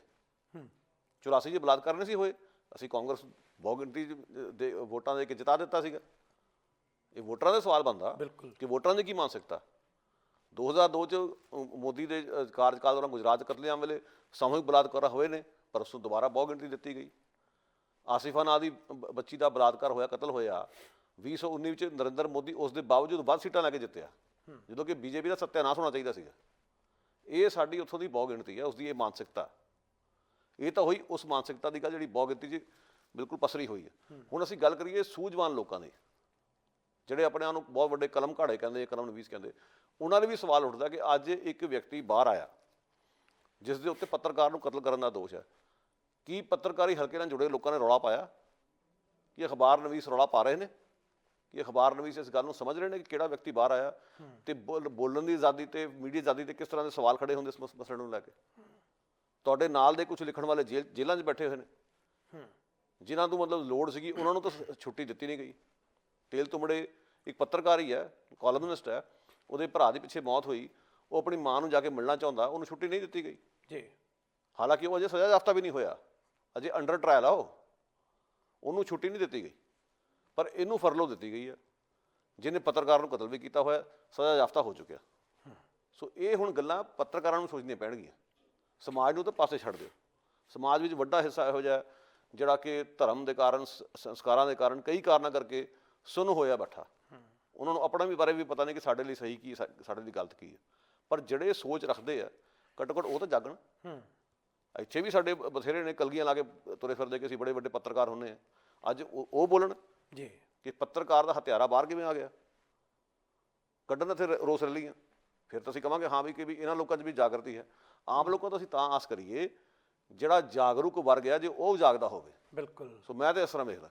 ਸੱਚਾਈ ਹੈ ਜੀ, ਜਿਸ ਵਰਗ ਦੇ ਉੱਪਰ ਵਿਸ਼ੇਸ਼ ਜ਼ਿੰਮੇਵਾਰੀ ਆਉਂਦੀ ਹੈ ਉਹ ਵਰਗ ਕਿੱਥੇ ਹੈ। ਅਤੇ ਇਹ ਗੱਲ ਬਾਕਾਇਦਾ ਤੌਰ 'ਤੇ ਕਰਨ ਵਾਲੀ ਹੈ ਕਿ ਰਾਮਚੰਦਰ ਛਤਰਪਤੀ ਜਿਸ ਵਿਅਕਤੀ ਨੇ ਜੋ ਇਹ ਸੱਚ ਨੂੰ ਬਿਆਨ ਕੀਤਾ, ਜਿਹੜੀਆਂ ਕਿ ਗੁਰਮੀਤ ਰਾਮ ਰਹੀਮ ਦੀਆਂ ਕਾਲੀਆਂ ਕਰਤੂਤਾਂ ਸਨ, ਜਗ ਜ਼ਾਹਰ ਕੀਤੀਆਂ, ਜਿਸ ਨੇ ਇਹ ਲਿਖਿਆ ਕਿ ਸਾਧਵੀਆਂ ਨੇ ਜਿਹੜੇ ਇਹ ਦਰਦ ਨੂੰ ਬਿਆਨ ਕੀਤਾ ਸੀ ਉਹ ਖਤ ਜਨਤਕ ਕੀਤੇ, ਉਸ ਦੇ ਨਾਲ ਹੀ ਉਸ ਵਿਅਕਤੀ ਦੇ ਉੱਪਰ ਜਿਸ ਤਰੀਕੇ ਨਾਲ ਹਮਲੇ ਹੋਏ, ਕਾਤਲਾਨਾ ਹਮਲੇ 'ਚ ਜ਼ਖਮੀ ਹੋਏ, ਕਈ ਦਿਨ ਜ਼ਿੰਦਗੀ ਮੌਤ ਦੀ ਲੜਾਈ ਲੜਦਾ ਉਹ ਬਾਅਦ ਦੇ ਵਿੱਚ ਚਲਾਣਾ ਕਰ ਗਿਆ। ਉਹ ਇੱਕ ਸ਼ਹੀਦ ਪੱਤਰਕਾਰ ਹੈ, ਅਸੀਂ ਉਸ ਨੂੰ ਉਸ ਖੇਤਰ ਦਾ ਸੱਚਮੁੱਚ ਸ਼ਹੀਦ ਮੰਨਦੇ ਹਾਂ। ਕਈ ਜਾਅਲੀ ਕਿਸਮ ਦੇ ਸ਼ਹੀਦ ਵੀ ਬਣੇ ਹੋਏ ਨੇ ਜਿਨ੍ਹਾਂ ਦਾ ਕੋਈ ਦੇਣ ਲੈਣ ਨਹੀਂ ਹੈ। ਪੱਤਰਕਾਰੀ ਦੇ ਖੇਤਰ ਦੇ ਵਿੱਚ ਕੋਈ ਸ਼ਹਾਦਤ ਨਹੀਂ ਹੈ, ਇਹ ਪੱਤਰਕਾਰੀ ਦੇ ਖੇਤਰ ਦੇ ਵਿੱਚ ਰਾਮਚੰਦਰ ਛਤਰਪਤੀ ਦੀ ਸ਼ਹਾਦਤ ਸੀ। ਉਸ ਦੇ ਬੇਟੇ ਅੰਸ਼ਲ ਛਤਰਪਤੀ ਨੇ ਲਗਾਤਾਰ ਲੋਕਾਂ ਦੇ ਨਾਲ ਮਿਲ ਕੇ ਇਹ ਲੜਾਈ ਲੜੀ, ਪਰ ਅੱਜ ਜਦੋਂ ਇੱਕ ਪੱਤਰਕਾਰ ਦਾ ਕਾਤਲ ਸਰਕਾਰ ਦੀ ਦਇਆ ਨੀਤੀ ਦੇ ਅਧੀਨ ਇਸ ਵੇਲੇ ਫਰਲੋ 'ਤੇ ਹੈ ਅਤੇ ਉਹ ਸਾਧ ਬਕਾਇਦਾ ਖੁੱਲ੍ਹ ਮੁਹਾਰੇ ਆਪਣੇ ਰਾਜਨੀਤਿਕ ਮੁਫਾਦ ਪੂਰੇ ਕਰਨ ਦੇ ਵਾਸਤੇ ਪਾਰਟੀਆਂ ਵੱਲੋਂ ਛੱਡਿਆ ਗਿਆ, ਤਾਂ ਪੱਤਰਕਾਰ ਭਾਈਚਾਰਾ ਕਿੱਥੇ ਹੈ। ਅਸੀਂ ਆਪਣੇ ਆਪ ਨੂੰ ਇਸ ਕਟਹਿਰੇ ਦੇ ਵਿੱਚ ਖੜਾ ਕਰਕੇ ਦੇਖੀਏ ਕਿ ਸਾਡਾ ਕੀ ਫਰਜ਼ ਬਣਦਾ ਹੈ। ਕਿ ਅਸੀਂ ਕੇਵਲ ਤੇ ਕੇਵਲ ਟਿੱਪਣੀਆਂ ਕਰਨ ਜੋਗੇ ਹੀ ਹਾਂ, ਕੇਵਲ ਸਾਡਾ ਇਹ ਪ੍ਰਤੀਕਰਮ ਇਹੀ ਹੈ ਕਿ ਅਸੀਂ ਚੰਦ ਘਟਨਾਵਾਂ 'ਤੇ ਰਿਐਕਸ਼ਨ ਕਰਨਾ, ਜਾਂ ਜਿਹੜੇ ਇਤਿਹਾਸਕ ਪ੍ਰਸੰਗ ਨੇ ਉਹਨਾਂ 'ਚ ਭੂਮਿਕਾ ਨਿਭਾਉਣੀ ਹੈ। ਜਿਨ੍ਹਾਂ ਲੋਕਾਂ ਨੇ ਹੁਣ ਤੱਕ ਇਸ ਲੜਾਈ ਨੂੰ ਲੜਿਆ ਉਹਨਾਂ ਦਾ ਫਰਜ਼ ਬਣਦਾ ਕਿ ਉਹ ਅੱਗੇ ਆਉਣ, ਕਿਉਂਕਿ ਇਹ ਕੇਵਲ ਤੇ ਕੇਵਲ ਰਾਮਚੰਦਰ ਛਤਰਪਤੀ ਇੱਕ ਸ਼ਹੀਦ ਪੱਤਰਕਾਰ ਦੀ ਗੱਲ ਨਹੀਂ ਹੈ, ਉਹਨਾਂ ਪੱਤਰਕਾਰਾਂ ਦੀ ਵੀ ਹੈ ਜਿਹੜੇ ਸਥਾਪਤੀ ਦੇ ਖਿਲਾਫ ਲਗਾਤਾਰ ਲਿਖ ਰਹੇ ਨੇ, ਜੂਝ ਰਹੇ ਨੇ। ਦੁਨੀਆ ਭਰ ਦੇ ਵਿੱਚ ਜਿਹੜੇ ਪੱਤਰਕਾਰ ਅਜਿਹਾ ਕੰਮ ਕਰ ਰਹੇ ਨੇ ਉਹਨਾਂ ਦੇ ਵਾਸਤੇ ਵੀ ਜਿਹੜੀ ਇਹ ਆਵਾਜ਼ ਹੈ ਮਹੱਤਵ ਰੱਖਦੀ ਹੈ। ਸੋ ਸਾਨੂੰ ਇਸ ਗੱਲ ਦੇ ਲਈ ਸੋਚਣਾ ਚਾਹੀਦਾ, ਵਿਚਾਰ ਕਰਨੀ ਚਾਹੀਦੀ ਹੈ। ਪਰ ਅਫਸੋਸ ਇਸ ਗੱਲ ਦਾ ਹੈ ਕਿ ਚੰਦ ਅਦਾਰਿਆਂ ਤੋਂ ਬਿਨਾਂ ਇਹ ਕੇਵਲ ਚਟਕਾਰੇ ਵਾਲੀਆਂ ਖਬਰਾਂ ਹੀ ਨਹੀਂ। ਹੋਣਾ ਕੀ ਹੈ, ਹੋਣਾ ਇਹ ਹੈ ਕਿ ਇਸ਼ਤਿਹਾਰਬਾਜ਼ੀ ਦੇ ਯੁੱਗ ਦੇ ਵਿੱਚ ਉਹਨਾਂ ਅਖਬਾਰਾਂ ਨੇ ਵੀ ਡੇਰੇ ਵਾਲੇ ਦੇ ਪੋਸਟਰ ਛਾਪ ਕੇ ਉਸ ਨੂੰ ਪ੍ਰਮੋਟ ਕਰਨਾ, ਜਿਵੇਂ ਕਿ ਪਹਿਲਾਂ ਕੀਤਾ ਗਿਆ, ਅਤੇ ਉਸ ਦੀ ਜਿਹੜੀ ਹਮਾਇਤ ਹੈ ਉਸ ਨੂੰ ਵੀ ਰਾਜਨੀਤਿਕ ਪਾਰਟੀਆਂ ਨੇ ਆਪਣੇ ਹਿੱਤ 'ਚ ਵਰਤਣਾ। ਹੁਣ ਜਦੋਂ ਹਮਾਇਤ ਦੀ ਗੱਲ ਰਾਜਨੀਤਿਕ ਪਾਰਟੀਆਂ ਦੀ ਕਰਦੇ ਹਾਂ, ਇਸ ਦੇ ਵਿੱਚ ਇਹ ਚਰਚਾ ਚੱਲ ਰਹੀ ਹੈ ਕਿ ਸਭ ਤੋਂ ਜ਼ਿਆਦਾ ਜਿਹੜਾ ਇਸ ਦਾ ਲਾਹਾ ਲੈਣ ਲਈ ਬੀਜੇਪੀ ਪਵਾ ਭਾਰ ਹੈ, ਪਰ ਪਿੱਛੇ ਬਾਕੀ ਵੀ ਹੈ ਨਹੀਂ। ਜਿਨ੍ਹਾਂ ਦੀ ਦਇਆ ਹੋਈ ਹੈ ਉਹ ਤਾਂ ਬੀਜੇਪੀ ਹੈ। ਸੋ ਤੁਹਾਨੂੰ ਕੀ ਲੱਗਦਾ ਹੈ ਕਿ ਜ਼ਿਆਦਾ ਜਿਹੜੀ ਰਾਜਨੀਤਿਕ ਤੌਰ 'ਤੇ ਇਹਦਾ ਫਾਇਦਾ ਉਠਾਉਣ ਦੇ ਵਿੱਚ ਜਿਹੜੀ ਧਿਰ ਅੱਗੇ ਆ ਰਹੀ ਹੈ, ਜਾਂ ਕੀ ਬਦਲ ਪਾ ਸਕਦਾ ਹੈ? ਦੇਖੋ, ਕਾਂਗਰਸ ਨਾਲ ਤਾਂ ਇੱਕ ਸੰਬੰਧ ਸੀਗਾ ਪਹਿਲਾਂ ਡੇਰੇ ਦੇ ਮੁਖੀ ਦਾ ਜੀ, ਪਰ ਉਹ ਸੰਬੰਧ ਅੱਜ ਕਿੰਨਾ ਕੁ ਮਤਲਬ ਲਾਹੇਵੰਦ ਹੋਊ ਕਾਂਗਰਸ ਦੀ, ਇਹਦੇ ਕਹਿ ਪਾਉਣਾ ਔਖਾ। ਕਿਉਂਕਿ ਮੁੱਖ ਤੌਰ 'ਤੇ ਜਿਹੜੇ ਉਸ ਤੋਂ ਛੱਡਣ ਲਈ ਜ਼ਿੰਮੇਵਾਰ ਨੇ, ਜ਼ਾਹਿਰਾ ਤੌਰ 'ਤੇ ਡੇਰੇ ਦਾ ਮੁਖੀ ਉਹਨਾਂ ਨੂੰ ਫਾਇਦਾ ਪਹੁੰਚਾਉਣ ਦੀ ਕੋਸ਼ਿਸ਼ ਕਰੂਗਾ। ਬੀਜੇਪੀ ਦੀ ਇਸ ਟਾਈਮ ਪੂਰਾ ਜ਼ੋਰ ਲੱਗਾ ਪੰਜਾਬ ਦੇ ਵਿੱਚ ਕਿ ਐਂਟੀ ਬੀਜੇਪੀ ਵੋਟ ਸਪਲਿਟ ਹੋਵੇ, ਸਾਨੂੰ ਫਾਇਦਾ ਹੋਵੇ। ਜ਼ਾਹਿਰਾ ਤੌਰ 'ਤੇ ਉਹ ਬੜੇ ਅਗਰੈਸਿਵ ਵੀ ਚੱਲ ਰਹੇ ਨੇ, ਪਰ ਕਿਉਂਕਿ ਇਹ ਕੰਪੀਟੀਟਿਵ ਪੋਲਿਟਿਕਸ ਹੈ, ਮੁਕਾਬਲੇ ਦੀ ਸਿਆਸਤ, ਹਰ ਇੱਕ ਨੂੰ ਇਹ ਚਾਹ ਕਿ ਮੈਂ ਨਾ ਪਿੱਛੇ ਰਹਿ ਜਾਵਾਂ, ਕੋਈ ਸਹੀ ਗੱਲ ਕਰਨ ਨੂੰ ਤਿਆਰ ਨਹੀਂ ਗਾ ਜਿਹੜੀ ਅਸੂਲੀ ਗੱਲ ਹੋਵੇ। ਮੇਰਾ ਨਹੀਂ ਖਿਆਲ ਕਿਸੇ ਨੇ ਠੋਕ ਵਜਾ ਕੇ ਬਿਆਨ ਦੇ ਕੇ ਕਹਿਣਾ ਸ਼ੁਰੂ ਕਰ ਦੇਣਾ ਕਿ ਇਹਨੂੰ ਕਿਉਂ ਛੱਡਿਆ ਜਾ ਰਿਹਾ, ਜਾਂ ਡੇਰੇ ਦਾ ਇਸ ਤਰੀਕੇ ਨਾਲ ਵਿਰੋਧ ਖੁੱਲ੍ਹ ਕੇ ਕੋਈ ਕਰਨ ਦੀ ਹਿੰਮਤ ਕਿਸੇ 'ਚ ਹੈ ਨਹੀਂ। ਲਾਲਸਾ ਹੋਊਗੀ ਅਸੀਂ ਫਾਇਦਾ ਲੈ ਲਈਏ, ਗਿਣਤੀ ਮਿਣਤੀ ਵੀ ਹੋ ਸਕਦੀ ਹੈ। ਜਦੋਂ ਸੌਦੇਬਾਜ਼ੀਆਂ ਹੁੰਦੀਆਂ ਅਸੀਂ ਵੇਖਦੇ ਹਾਂ ਕਈ ਵਾਰੀ ਇਹਨਾਂ ਵਿੱਚ ਸਮਝੌਤੇ, ਜਦੋਂ ਇਸ ਕਿਸਮ ਦੇ ਸੌਦੇਬਾਜ਼ੀਆਂ ਹੁੰਦੀਆਂ ਨਾ, ਕੋਈ ਉਹ ਸਿਧਾਂਤ ਨਹੀਂ ਉੱਥੇ ਕੰਮ ਕਰਦਾ ਹੁੰਦਾ। ਉੱਥੇ ਲੈ ਦੇ ਕੇ ਇਹ ਤੈਅ ਹੁੰਦਾ ਕਿ ਹਾਂ ਵੀ ਫਲਾਣੇ ਹਲਕੇ 'ਚ ਫਲਾਣੇ ਨੂੰ, ਫਲਾਣੇ ਹਲਕੇ 'ਚ ਫਲਾਣੇ ਨੂੰ ਮੈਂ ਫਾਇਦਾ ਪਹੁੰਚਾ ਦੂੰਗਾ, ਫਲਾਣੇ ਹਲਕੇ 'ਚ ਵਿੱਚ ਕਿਹੜੇ ਉਮੀਦਵਾਰ ਨੂੰ ਜਿਤਾਉਣਾ, ਕਿਹੜੀ ਪਾਰਟੀ ਨੂੰ ਜਿਤਾਉਣਾ, ਇਹ ਸਾਰੀ ਗਿਣਤੀ ਮਿਣਤੀ ਹੁੰਦੀ ਹੈ। ਇਹ ਵੀ ਬਲੂ ਪ੍ਰਿੰਟ ਹੁੰਦਾ ਕੋਲ ਕਿ ਠੀਕ ਹੈ ਸਰਕਾਰ ਇਹਨਾਂ ਦੀ ਬਣ ਲੈਂਦੇ ਹੋ, ਪਰ ਆਹ ਥਾਵਾਂ ਦੇ ਵਿੱਚ ਇਹਨਾਂ ਹਲਕਿਆਂ ਦੇ ਵਿੱਚ ਇਹਨਾਂ ਨੂੰ ਕਦੀ ਅਸੀਂ ਬਚਾਓ ਕਰਾਂਗੇ। ਕਈ ਤਰ੍ਹਾਂ ਦੇ ਪੈਂਤੜੇ ਚੱਲ ਸਕਦੇ ਆ। ਸੋ ਕਹਿ ਪਾਉਣਾ ਔਖਾ, ਪਰ ਜਿਹੜਾ ਇਹ ਗੱਲ ਕਲੀਅਰ ਹੈ ਕਿ ਜਿਸ ਟਾਈਮ 'ਤੇ ਛੱਡਿਆ ਜਾ ਰਿਹਾ ਇਲੈਕਸ਼ਨ ਟਾਈਮ ਦੇ ਪੀਰੀਅਡ ਦੇ ਦੌਰਾਨ, ਇਸ ਨੂੰ ਉਸ ਚੋਣ ਦੰਗਲ ਤੋਂ ਭਿੰਨ ਕਰਕੇ ਨਹੀਂ ਵੇਖਿਆ ਜਾ ਸਕਦਾ। ਕੁਦਰਤੀ ਗੱਲ ਹੈ, ਸੁਭਾਵਿਕ ਹੈ ਕਿ ਜਿਸ ਤਰੀਕੇ ਨਾਲ ਇਹ ਸਾਰੀ ਘਟਨਾ ਹੋਈ ਹੈ, ਜਾਂ ਜੋ ਇਹ ਚਰਚਾ ਚੱਲ ਰਹੀ ਹੈ, ਉਸ ਦੇ ਵਿੱਚ ਬੀਜੇਪੀ ਦੇ ਜੋ ਹਰਿਆਣਾ ਦੇ ਮੁੱਖ ਮੰਤਰੀ ਮਨੋਹਰ ਲਾਲ ਖੱਟਰ ਦਾ ਬਿਆਨ ਦੇ ਲਓ, ਬਾਕੀਆਂ ਦੇ ਬਿਆਨ ਦੇਖ ਲਓ, ਸਾਰੇ ਇਸ ਨੂੰ ਕਹਿ ਰਹੇ ਨੇ ਇਹ ਕਾਨੂੰਨੀ ਪ੍ਰਕਿਰਿਆ ਹੈ। ਬਹੁਤ ਕਮਾਲ ਦੀ ਗੱਲ ਹੈ ਕਿ ਕਾਨੂੰਨੀ ਪ੍ਰਕਿਰਿਆ ਇੱਕ ਇਹੋ ਜਿਹੇ ਦੁਰਾਚਾਰੀ ਨੂੰ ਰਿਹਾ ਕਰ ਦੇਣਾ, ਇਹ ਤੁਹਾਡੀ ਕਾਨੂੰਨੀ ਪ੍ਰਕਿਰਿਆ ਹੈ। ਪਰ ਇੱਕ ਅਪਾਹਜ ਪ੍ਰੋਫੈਸਰ ਨੂੰ ਜੇਲ੍ਹ 'ਚੋਂ ਜਿਸ ਤਰੀਕੇ ਨਾਲ ਅਜੇ ਤੱਕ ਦੋਸ਼ੀ ਵੀ ਨਹੀਂ ਕਰਾਰ ਦਿੱਤਾ ਗਿਆ, ਜੇਲ੍ਹ 'ਚੋਂ ਨਾ ਛੱਡਣਾ, ਇਹਦੇ 'ਚ ਕੋਈ ਕਾਨੂੰਨੀ ਪ੍ਰਕਿਰਿਆ ਨਹੀਂ ਹੈ। ਜਾਂ ਜਿਹੜਾ ਉਮਰ ਕੈਦ ਦੀ ਸਜ਼ਾ ਕੱਟ ਚੁੱਕਿਆ ਪ੍ਰੋਫੈਸਰ ਭੁੱਲਰ ਵਰਗਾ, ਉਸ ਨੂੰ ਰਿਹਾ ਕਰਨਾ, ਇਹਦੇ 'ਚ ਕੋਈ ਪ੍ਰਕਿਰਿਆ ਨਹੀਂ ਹੈ। ਸੋ ਇੱਕ ਸਿਰਫ ਤੇ ਸਿਰਫ ਸਿਆਸੀ ਮਾਪਦੰਡ ਨੇ ਜਾਂ ਰਾਜਨੀਤਿਕ ਮਫਾਦ ਨੇ ਜਿਨ੍ਹਾਂ ਨੂੰ ਲੈ ਕੇ ਇਸ ਵੇਲੇ ਇਹ ਖੇਡ ਖੇਡੀ ਜਾ ਰਹੀ ਹੈ। ਹੁਣ ਆਉਂਦੀ ਹੈ ਗੱਲ ਕਿ ਪੰਜਾਬ ਦੇ ਜਾਂ ਪੰਜਾਬ ਤੋਂ ਬਾਹਰ ਯੂਪੀ ਜਾਂ ਹੋਰਨਾਂ ਥਾਵਾਂ 'ਤੇ ਜਿੱਥੇ ਵੀ ਚੋਣਾਂ ਹੋ ਰਹੀਆਂ ਨੇ, ਇਹ ਜਿਹੜੇ ਡੇਰਾ ਸ਼ਰਧਾਲੂ ਨੇ ਉਹ ਕੀ ਇਸ ਵੇਲੇ ਇਕਮੁੱਠ ਨੇ ਜਾਂ ਕੀ ਉਹ ਆਪਣੀ ਰਾਜਨੀਤਿਕ ਵੋਟ ਦੀ ਇਸਤੇਮਾਲ ਕਰਦੇ ਰਹੇ ਨੇ? ਹੁਣ ਤੱਕ ਦਾ ਜੇ ਇਤਿਹਾਸ ਦੇਖੀਏ ਤਾਂ ਉਹਦਾ ਜਵਾਬ ਇਹ ਆਉਂਦਾ ਕਿ ਉਹਨਾਂ ਨੇ ਬਿਲਕੁਲ ਇਸ ਨੂੰ ਕੀਤਾ ਵੀ ਹੈ, ਇਸ ਦੇ ਵਿੱਚ ਆਪਣਾ ਪ੍ਰਭਾਵ ਵੀ ਪਾਇਆ। ਡੇਰੇ ਮੁਖੀ ਦਾ ਚਾਮਲਣ ਦਾ ਕਾਰਨ ਵੀ ਇਹੀ ਸੀ, ਜਾਂ ਉਸ ਦਾ ਹੰਕਾਰ ਜਿਹੜਾ ਸਿਖਰ 'ਤੇ ਸੀ ਕਿ ਅਸੀਂ ਜਿਸ ਤਰੀਕੇ ਨਾਲ ਰਾਜੇ ਬਣਾ ਸਕਦੇ ਹਾਂ, ਲਾ ਸਕਦੇ ਹਾਂ, ਸੱਤਾ ਦੇ ਵਿੱਚ ਇਸ ਤਰ੍ਹਾਂ ਦਾ ਤਵਾਜ਼ਨ ਸਾਡੇ ਹੱਥ ਦੇ ਵਿੱਚ ਹੈ। ਸੋ ਇਸ ਗੱਲ ਨੂੰ ਲੈ ਕੇ ਕੋਈ ਦੋ ਰਾਮਾ ਨਹੀਂ ਹੈ, ਪਰ ਹਾਲਾਤ ਦੇ ਵਾਸਤੇ ਅਸੀਂ ਹੁਣ ਉਸ ਨੁਕਤੇ 'ਤੇ ਆਉਣੇ ਆ ਜਿਹੜੀ ਇਹ ਚਾਹੇ ਪ੍ਰੋਫੈਸਰ ਭੁੱਲਰ ਦਾ ਮਾਮਲਾ ਹੈ, ਜਗਮੀਤ ਸਿੰਘ ਇੱਕ ਨੌਜਵਾਨ ਜਿਹੜਾ ਕਿ ਇੱਕ ਸਿੱਖ ਨੌਜਵਾਨ ਜਿਹੜਾ ਉਸ ਦੀ ਮਾਂ ਦੇ ਸਣੇ ਗ੍ਰਿਫਤਾਰ ਕੀਤਾ ਗਿਆ, ਬੜੇ ਝੂਠੇ ਦੋਸ਼ਾਂ ਦੇ ਵਿੱਚ ਜੇਲ੍ਹ 'ਚ ਸੁੱਟਿਆ ਗਿਆ, ਉਸ ਦਾ ਮਾਮਲਾ ਹੈ, ਜਾਂ ਕੋਈ ਹੋਰ ਨੇ ਲਾ ਐਂਡ ਆਰਡਰ ਦੇ ਮਾਮਲੇ ਕਰਾਰ ਦਿੱਤੇ ਜਾਂਦੇ ਨੇ। ਹੁਣ ਕਾਨੂੰਨ ਵਿਵਸਥਾ ਦੇ ਲਈ ਡੇਰਾ ਸਾਧ ਕਿਵੇਂ ਕਿਵੇਂ ਖਤਰਾ ਸਾਬਤ ਹੋ ਸਕਦਾ ਹੈ, ਤੁਸੀਂ ਉਸ ਨੂੰ ਕਿਵੇਂ ਦੇਖਦੇ ਹੋ? ਜਿਵੇਂ ਪਹਿਲਾਂ ਜ਼ਿਕਰ ਕੀਤਾ ਸੀ ਗੁਰਵਿੰਦਰ ਸਿੰਘ ਜੀ, ਕੁਰਬਾਨੀ ਦਸਤਾ ਵਾਸਤੇ ਬਣਾਇਆ ਹੋਇਆ ਸੀਗਾ, ਉਸ ਦਾ ਕਿ ਅੱਜ ਉਹ ਦਸਤਾ ਨਾ ਹੋਵੇ ਜੀ, ਪਰ ਭੜਕਾਹਟ ਪੈਦਾ ਕਰਨ ਦੇ ਵਿੱਚ ਇਹ ਮਾਹਿਰ ਰਿਹਾ ਵਿਅਕਤੀ। ਪਹਿਲਾਂ ਸਵਾਂਗ ਰਚਾਇਆ, ਉਦੋਂ ਭੜਕਾਹਟ ਪੈਦਾ ਕੀਤੀ, ਫਿਰ ਇੱਕ ਜਾਲੀ ਧਮਾਕਾ ਹੋਇਆ ਸੀ ਇੱਕ ਵਾਰੀ, ਤੁਹਾਨੂੰ ਯਾਦ ਹੋਊਗਾ, ਉਹ ਵੀ ਇੱਕ ਪਿੱਛੇ ਸਾਜ਼ਿਸ਼ ਇਹੋ ਹੀ ਸੀ। ਸੋ ਅੱਜ ਵੀ ਗਾਇਬ ਉਹ ਕੁਛ ਨਾ ਕੁਛ ਤੋਂ ਕਰ ਸਕਦਾ, ਉਹਦਾ ਆਪਣਾ ਪ੍ਰਭਾਵ ਬਣਿਆ ਹੋਇਆ। ਨਾਲੇ ਜਿਹੜਾ ਜਦੋਂ ਚੋਰ ਕੁੱਤੀ ਰਲ ਜਾਂਦੇ ਫਿਰ ਤੁਸੀਂ ਕਰ ਹੀ ਕੁਛ ਨਹੀਂ ਸਕਦੇ। ਜੇ ਤੁਹਾਡਾ ਹੱਥ ਪ੍ਰਸ਼ਾਸਨ 'ਚ ਪੈਂਦਾ ਹੋਵੇ, ਪੁਲਿਸ 'ਚ ਪੈਂਦਾ ਹੋਵੇ, ਗੁੰਡਾ ਅਨਸਰਾਂ 'ਚ ਪੈਂਦਾ ਹੋਵੇ, ਫਿਰ ਤਾਂ ਕੁਛ ਵੀ ਸੰਭਵ ਹੈ। ਇਹ ਤਾਂ ਗੱਲ ਕਲੀਅਰ ਹੈ ਨਾ ਕਿ ਜਿਹੜਾ ਵਿਅਕਤੀ ਨੂੰ ਇੰਨੇ ਸੰਗੀਨ ਜੁਰਮਾਂ ਤਹਿਤ ਸਜ਼ਾਵਾਂ ਹੋਈਆਂ ਹੋਣ, ਅੱਜ ਉਹ ਬਾਹਰ ਆ ਜਾਵੇ। ਔਰ ਇੱਕ ਪਾਸੇ ਭੁੱਲਰ ਬਾਰੇ ਦੁਹਾਈ ਪਾਈ ਜਾ ਰਹੀ ਕਿ ਇਹ ਜੇ ਬਾਹਰ ਆਇਆ ਤਾਂ ਲਾ ਕਾਨੂੰਨ ਦੀ ਹਾਲਤ ਖਰਾਬ ਹੋ ਜਾਊਗੀ। ਹਾਲਾਂਕਿ ਉਹਦੀ ਸਿਹਤ ਵੇਖ ਲਓ ਕਿੱਦਾਂ ਦੀ ਆ। ਸਾਈ ਬਾਬੇ ਬਾਰੇ ਵੀ ਇਹੀ ਦਲੀਲਾਂ ਦਿੱਤੀਆਂ ਜਾ ਰਹੀਆਂ।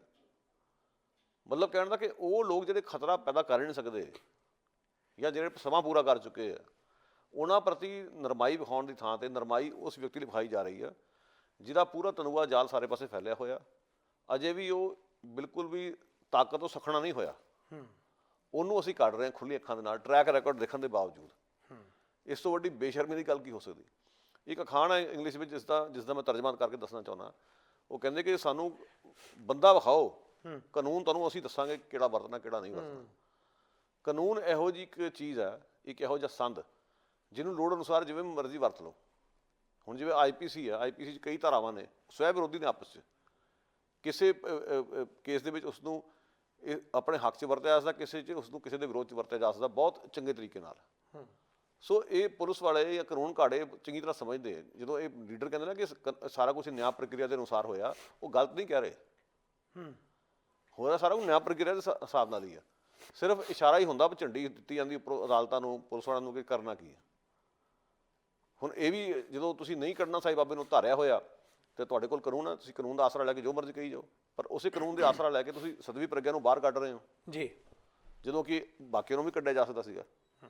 ਸੋ ਇਹ ਤਾਂ ਬੜਾ ਕਲੀਅਰ ਹੈ। ਜੇ ਅਜੇ ਵੀ ਕੋਈ ਨਾ ਸਮਝੇ, ਕਿਉਂਕਿ ਸਾਰਾ ਕੁਝ ਇਹ ਸਿਆਸੀ ਇੱਛਾ 'ਤੇ ਨਿਰਭਰ ਕਰਦਾ। ਸਿਆਸਤਦਾਨ ਹੀ ਸਾਰਾ ਸਿਸਟਮ ਚਲਾ ਰਹੇ ਆ, ਇਹ ਸਮਝਣਾ ਬਹੁਤ ਜ਼ਰੂਰੀ। ਹੁਣ ਜਦੋਂ ਰਾਜਨੀਤਿਕ ਤੌਰ 'ਤੇ ਅਸੀਂ ਦੇਖਦੇ ਹਾਂ ਕਿ ਇਹਨਾਂ ਚੋਣਾਂ ਤੋਂ ਪਹਿਲਾਂ ਬਾਕਾਇਦਾ ਤੌਰ 'ਤੇ ਇੱਕ ਬਾਗੀ ਉਮੀਦਵਾਰ ਵਜੋਂ ਕਿਤੇ ਇਸ ਸਮੇਂ ਕਾਂਗਰਸ ਦੇ ਨੁਮਾਇੰਦਾ ਰਹੇ ਆ ਜੱਸੀ, ਜਿਹੜੇ ਕਿ ਕੁੜਮ ਨੇ ਡੇਰਾ ਸਰਸਾ ਦੇ ਸਾਧ ਦੇ, ਉਹ ਵੀ ਚੋਣਾਂ 'ਚ ਕੁੱਦੇ ਹੋਏ ਆ, ਇਲੈਕਸ਼ਨ ਆਜ਼ਾਦ ਲੜ ਰਹੇ ਹੈ। ਅਤੇ ਉਸ ਦਾ ਕਾਰਨ ਕੀ ਹੈ ਉਹ ਵੀ ਲੋਕਾਂ ਨੂੰ ਸਪਸ਼ਟ ਹੈ ਕਿ ਕਿਸ ਪਾਰਟੀ ਨੂੰ ਹਰਾਉਣਾ ਜਾਂ ਆਪਣੀਆਂ ਵੋਟਾਂ ਜਿਹੜੀਆਂ ਇੱਕ ਥਾਂ 'ਤੇ ਕਰਨੀਆਂ। ਇਹ ਵੀ ਗੱਲ ਸੱਚ ਹੈ ਕਿ ਇਹਨਾਂ ਚੋਣਾਂ ਦੇ ਵਿੱਚ ਮਾਲਵਾ ਖੇਤਰ ਦੇ ਵਿੱਚ ਜੋ ਮਾਹੌਲ ਬਣ ਰਿਹਾ ਸੀ, ਜਿਸ ਤਰੀਕੇ ਨਾਲ ਜਦੋਂ ਵੋਟ ਪੱਤਾ ਖੇਡਿਆ ਜਾਂਦਾ, ਡੇਰਾ ਸਾਧ ਦਾ ਵੋਟ ਪੱਤਾ ਖੇਡਿਆ, ਜੋ ਕਿ BJP ਜਾਂ ਉਸ ਤੋਂ ਇਲਾਵਾ ਬਾਕੀ ਪਾਰਟੀਆਂ ਵਿੱਚ ਵਿਚਾਲੇ ਇਹ ਵੀ ਚਰਚਾ ਚੱਲੀ ਸੀ ਕਿ ਆਪ ਬਨਾਮ ਡੇਰਾ ਦਾ ਸਮਝੌਤਾ ਵੀ ਹੋ ਸਕਦਾ, ਇਸ ਦੀ ਚਰਚਾ ਵੀ ਸੀ।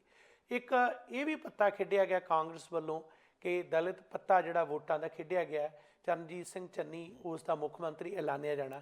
ਹੁਣ ਜਿਹੜੇ ਇਸ ਤਰ੍ਹਾਂ ਦੀ ਜਿਹੜਾ ਧਰੁਵੀਕਰਨ ਹੈ ਵੋਟਾਂ ਦਾ ਅਲੱਗ-ਅਲੱਗ ਫਿਰਕਿਆਂ ਦਾ, ਹੁਣ ਇੱਥੇ ਸਵਾਲ ਉੱਠਦਾ ਹੈ ਕਿ ਜਿਹੜੇ ਐਕਟਿਵਿਸਟ ਨੇ ਜਾਂ ਜ਼ੁਲਮ ਦੇ ਖਿਲਾਫ ਲੜਨ ਵਾਲੇ ਨੇ, ਚਾਹੇ ਉਹ ਸਿੱਖ ਦਾਇਰਿਆਂ ਦੇ ਵਿੱਚ ਹੀ ਐਕਟਿਵਿਸਟ ਨੇ ਜਾਂ ਖੱਬੇ ਪੱਖੀ ਸੋਚ ਵਾਲੇ ਨੇ ਜਾਂ ਹੋਰ ਆ, ਕਦੇ ਸੂਝਵਾਨ ਲੋਕ ਉਹਨਾਂ ਦਾ ਕਿਸੇ ਨੂੰ ਕੋਈ ਫਿਕਰ ਨਹੀਂ ਹੈ ਕਿ ਉਹ ਇਕੱਠੇ ਹੋ ਕੇ ਸਾਡੇ ਖਿਲਾਫ ਲੜ ਸਕਦੇ ਨੇ।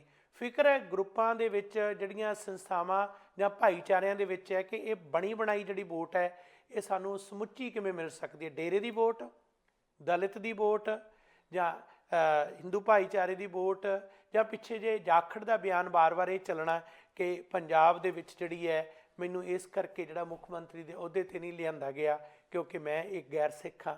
ਇਸ ਤਰ੍ਹਾਂ ਉਹ ਵੋਟ ਜਿਹੜੀ ਹੈ ਉਸ ਹਿਸਾਬ ਦੀ ਉਸ ਨੂੰ ਪ੍ਰਭਾਵਿਤ ਕਰਨ ਦੀ ਸੋਚ।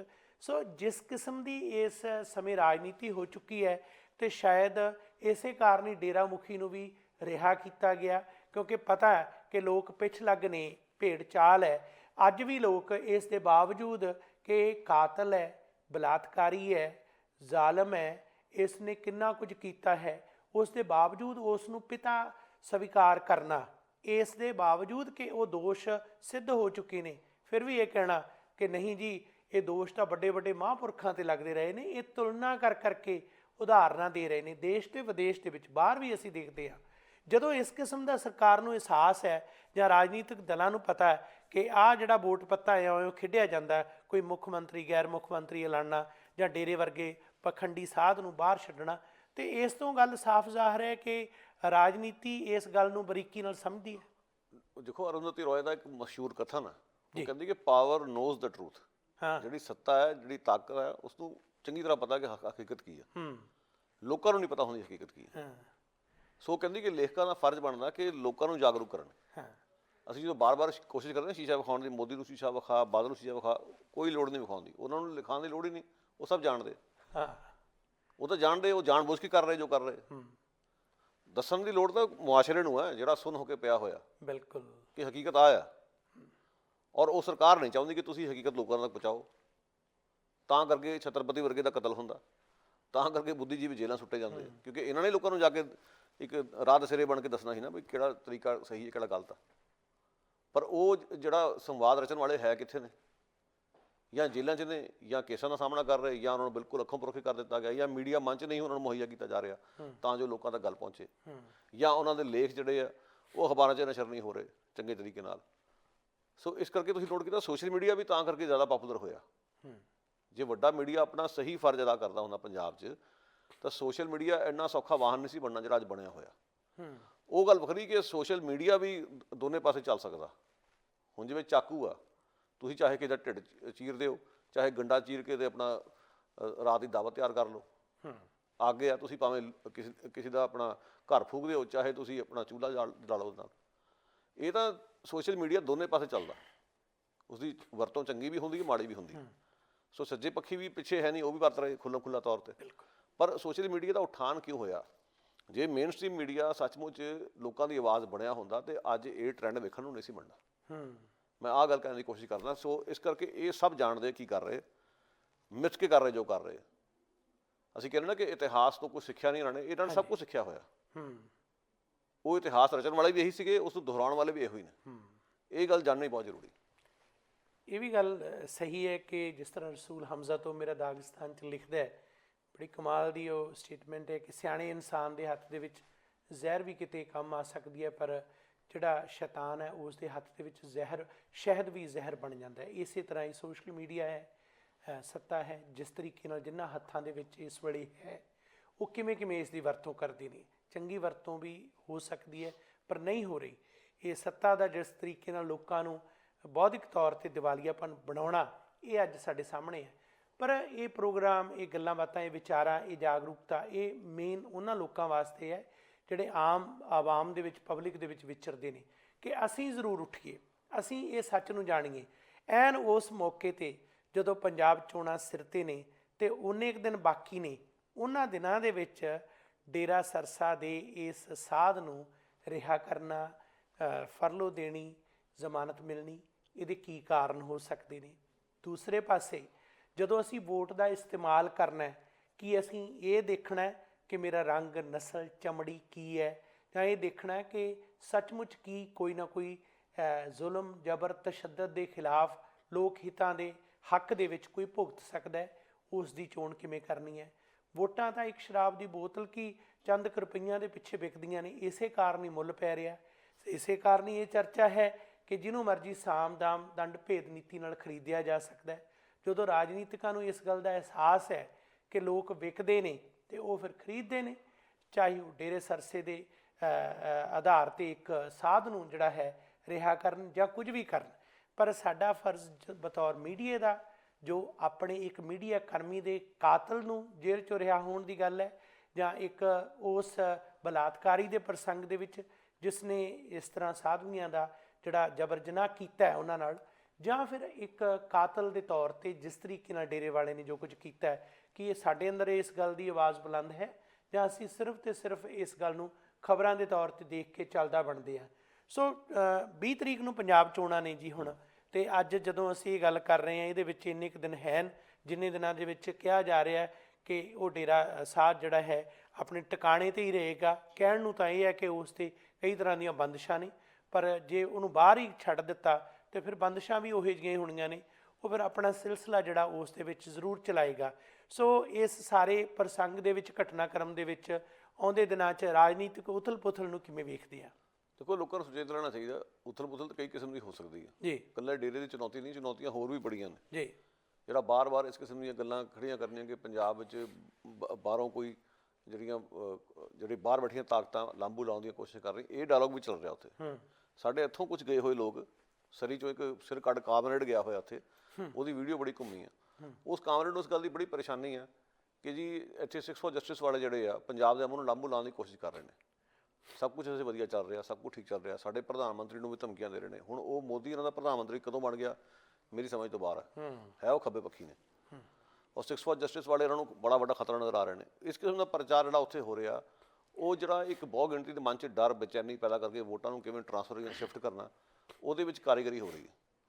ਸੋ ਕਈ ਤਰ੍ਹਾਂ ਦੇ ਪੈਂਤੜੇ ਲਏ ਜਾ ਸਕਦੇ ਆ, ਕੋਈ ਘਟਨਾ ਵੀ ਵਾਪਰ ਸਕਦੀ ਆ, ਖੈਰ ਹੋਵੇ ਅਸੀਂ ਉਮੀਦ ਕਰਦੇ ਹਾਂ। ਸੋ ਲੋਕਾਂ ਨੂੰ ਹਰ ਪੱਖੋਂ ਸੁਚੇਤ ਰਹਿਣ ਦੀ ਲੋੜ ਹੈ। ਕੋਈ ਕਿਸੇ ਕਿਸਮ ਦੀ ਕੋਝੀ ਚਾਲ ਜੇ ਕੋਈ ਚੱਲਦਾ, ਉਸ ਦੇ ਬਾਰੇ ਲੋਕਾਂ ਨੂੰ ਅਗਾਹ ਰਹਿਣਾ ਬਹੁਤ ਲਾਜ਼ਮੀ ਹੈ। ਇਹ ਵੀ ਗੱਲ ਸੱਚ ਹੈ ਕਿ ਜਿਸ ਤਰੀਕੇ ਨਾਲ ਡੇਰਾ ਬੇਅਦਬੀਆਂ ਦੇ ਮਾਮਲੇ ਦੇ ਵਿੱਚ ਡੇਰੇ ਦੇ ਬਹੁਤ ਸਾਰੇ ਵਿਅਕਤੀ ਇਸ ਵੇਲੇ ਜੇਲ੍ਹ 'ਚ ਬੰਦ ਨੇ, ਜਾਂ ਕਈਆਂ ਦੇ ਖਿਲਾਫ ਕਾਰਵਾਈਆਂ ਚੱਲ ਰਹੀਆਂ ਨੇ। ਬੇਅਦਬੀ ਦਾ ਮਸਲਾ ਪੰਜਾਬ ਦੀ ਬਾਕਾਇਦਾ ਤੌਰ 'ਤੇ ਸਿਆਸਤ ਦੇ ਵਿੱਚ ਇਸ ਗੱਲ ਲਈ ਇੱਕ ਮੁੱਖ ਮੁੱਦਾ ਵੀ ਹੈ, ਚਾਹੇ ਆਪ ਵਰਗੀਆਂ ਜਾਂ ਕੁਝ ਪਾਰਟੀਆਂ ਲਈ ਮੁੱਦਾ ਨਹੀਂ ਹੈ, ਪਰ ਪੰਜਾਬ ਵਾਸੀਆਂ ਲਈ ਮੁੱਦਾ ਹੈ ਬੇਅਦਬੀ ਦਾ। ਅਤੇ ਬੇਅਦਬੀ ਦੀਆਂ ਤਾਰਾਂ ਸਿੱਧੀਆਂ ਜਿਹੜੀਆਂ ਹਨ ਡੇਰਾ ਸਰਸਾ ਦੇ ਉਹਨਾਂ ਵਰਗਾਂ ਨਾਲ ਜੁੜਦੀਆਂ ਨੇ, ਜਿਨ੍ਹਾਂ ਦੇ ਕਾਰਨ ਲੋਕਾਂ ਦੇ ਵਿੱਚ ਬੇਚੈਨੀ ਵੀ ਹੈ, ਖਾਸ ਤੌਰ 'ਤੇ ਸਿੱਖ ਭਾਈਚਾਰੇ ਅੰਦਰ ਬੇਚੈਨੀ ਹੈ। ਹੁਣ ਜਦੋਂ ਡੇਰੇ ਦੇ ਮੁਖੀ ਨੂੰ ਰਿਹਾ ਕਰਨਾ ਅਤੇ ਪੰਜਾਬ ਦੇ ਵਿੱਚ ਰਾਜਨੀਤਿਕ ਤੌਰ 'ਤੇ ਪ੍ਰਭਾਵਿਤ ਕਰਨਾ, ਬੇਅਦਬੀਆਂ ਲਈ ਇਨਸਾਫ ਨਾ ਮਿਲਣਾ, ਚਾਹੇ ਉਹ ਉਸ ਵੇਲੇ ਅਕਾਲੀ ਭਾਜਪਾ ਸਰਕਾਰ ਸੀ ਜਾਂ ਡੇਰੇ ਦਾ ਨੁਕਤਾ ਸੀ। ਹੁਣ ਇਸ ਸਮੇਂ ਕੀ ਆਪ ਹਕੂਮਤ ਟਕਰਾਓ ਦੀ ਸਥਿਤੀ ਨਹੀਂ ਪੈਦਾ ਕਰ ਰਹੀ ਕਿ ਖੁਦ ਬਖੁਦ ਸਰਕਾਰ ਇਹ ਖੇਡ ਨਹੀਂ ਖੇਡ ਰਹੀ, ਅੱਗ ਦੇ ਨਾਲ ਨਹੀਂ ਖੇਡ ਰਹੀ? ਕਿ ਸਰਕਾਰ ਨੂੰ ਇਸ ਗੱਲ ਦਾ ਪਤਾ ਨਹੀਂ ਕਿ ਬੇਅਦਬੀਆਂ ਦੇ ਜਿਹੜੇ ਦੋਸ਼ੀ ਨੇ ਉਹ ਕਿਸ ਵਰਗ ਨਾਲ ਸੰਬੰਧਿਤ ਨੇ, ਅਤੇ ਉਸ ਵਰਗ ਦਾ ਮੁਖੀ ਜਿਹੜਾ ਹੈ ਉਹ ਜੇਲ੍ਹ 'ਚੋਂ ਛੱਡਿਆ ਜਾ ਰਿਹਾ, ਛੱਡ ਕੇ ਉਸ ਨੂੰ ਬਕਾਇਦਾ ਲੋਕਾਂ ਦੇ ਵਿੱਚ ਘੱਲਿਆ ਜਾ ਰਿਹਾ। ਜੇ ਕੱਲ੍ਹ ਨੂੰ ਪੰਜਾਬ ਦੀ ਧਰਤੀ 'ਤੇ ਕੋਈ 19-21 ਹੁੰਦੀ ਹੈ ਤਾਂ ਇਸ ਦੀ ਜ਼ਿੰਮੇਵਾਰ ਖੁਦ ਇੰਡੀਅਨ ਸਟੇਟ ਹੈ, ਖੁਦ ਆਪ ਕਾਨੂੰਨ ਆ, ਖੁਦ ਉਸ ਤਾਕਤਾਂ ਨੇ ਜਿਹੜੀਆਂ ਇਹ ਸਾਰਾ ਮਾਹੌਲ ਪੈਦਾ ਕਰ ਰਹੀਆਂ ਨੇ। ਬਾਅਦ ਦੇ ਵਿੱਚ ਇਸ ਦੇ ਨਾਂ 'ਤੇ ਕਿਸੇ ਨੂੰ ਗ੍ਰਿਫਤਾਰ ਕਰ ਲੈਣਾ ਜਾਂ ਕਿਸੇ ਖਾਸ ਭਾਈਚਾਰੇ ਦੇ ਖਿਲਾਫ ਕਾਰਵਾਈਆਂ ਸ਼ੁਰੂ ਕਰ ਦੇਣੀਆਂ, ਫਿਰ ਇੱਕ ਖਾਸ ਭਾਈਚਾਰੇ ਨੂੰ ਖੁਸ਼ ਕਰਨ ਲਈ ਵੋਟਾਂ ਦੀ ਰਾਜਨੀਤੀ 'ਚ ਫਿਰ ਪੈਂਤੜਾ ਖੇਡਣਾ, ਇਹ ਚਾਲਾਂ ਹੋਣਗੀਆਂ। ਹੁਣ ਜ਼ਿੰਮੇਵਾਰ ਖੁਦ ਹਕੂਮਤ ਹੈ, ਕਿਉਂਕਿ ਬੇਅਦਬੀ ਦੇ ਦੋਸ਼ੀਆਂ ਨੂੰ ਸਜ਼ਾਵਾਂ ਅਜੇ ਨਹੀਂ ਮਿਲੀਆਂ, ਅਤੇ ਬੇਅਦਬੀ ਦਾ ਦੋਸ਼ ਜਿਨ੍ਹਾਂ 'ਤੇ ਆਉਂਦਾ ਹੈ ਉਹ ਤਾਕਤਾਂ ਸਾਡੇ ਸਾਹਮਣੇ ਨੇ। ਇਹ ਤਾਕਤਾਂ ਦਾ ਆਮੋ ਸਾਹਮਣੇ ਟਕਰਾਓ ਪੈਦਾ ਕਰਨ ਦੀ ਇਹ ਸਥਿਤੀ ਬਣਦੀ ਜਾ ਰਹੀ ਹੈ। ਸੋ ਰਾਜਨੀਤੀ ਦੇ ਵਿੱਚ ਬੇਅਦਬੀ ਦਾ ਮਸਲਾ ਪੰਜਾਬ ਨਾਲ ਬਹੁਤ ਗੰਭੀਰਤਾ ਨਾਲ ਜੁੜਿਆ, ਅਤੇ ਜਿਨ੍ਹਾਂ ਨਾਲ ਜੁੜਿਆ ਹੈ ਉਹ ਡੇਰਾ ਸ਼ਰਧਾਲੂ ਜਿਹੜੇ ਆ ਉਹ ਅਜੇ ਮੁਕਤ ਨਹੀਂ ਹੋਏ ਇਹਦੇ ਤੋਂ। ਲੋਕਾਂ ਦੇ ਮਨਾਂ ਦੇ ਵਿੱਚ ਇਸ ਗੱਲ ਦੀ, ਜਿੱਥੇ ਅਕਾਲੀ ਬੀਜੇਪੀ ਸਰਕਾਰ ਉਸ ਵੇਲੇ ਦੀ ਉਸ ਦੇ ਖਿਲਾਫ ਰੋਸ ਹੈ, ਉੱਥੇ ਇਹਨਾਂ ਦੇ ਖਿਲਾਫ ਵੀ ਹੈ। ਸੋ ਇਸ ਮੌਕੇ 'ਤੇ ਲੋਕਾਂ ਦੇ ਸਾਹਮਣੇ ਖੁੱਲ੍ਹੇਆਮ ਡੇਰੇ ਸਰਸੇ ਦੇ ਮੁਖੀ ਨੂੰ ਲੈ ਆਉਣਾ, ਇਹ ਆਪਣੇ ਆਪ ਦੇ ਵਿੱਚ ਇੱਕ ਨਫ਼ਰਤ ਦੀ ਰਾਜਨੀਤੀ ਹੈ।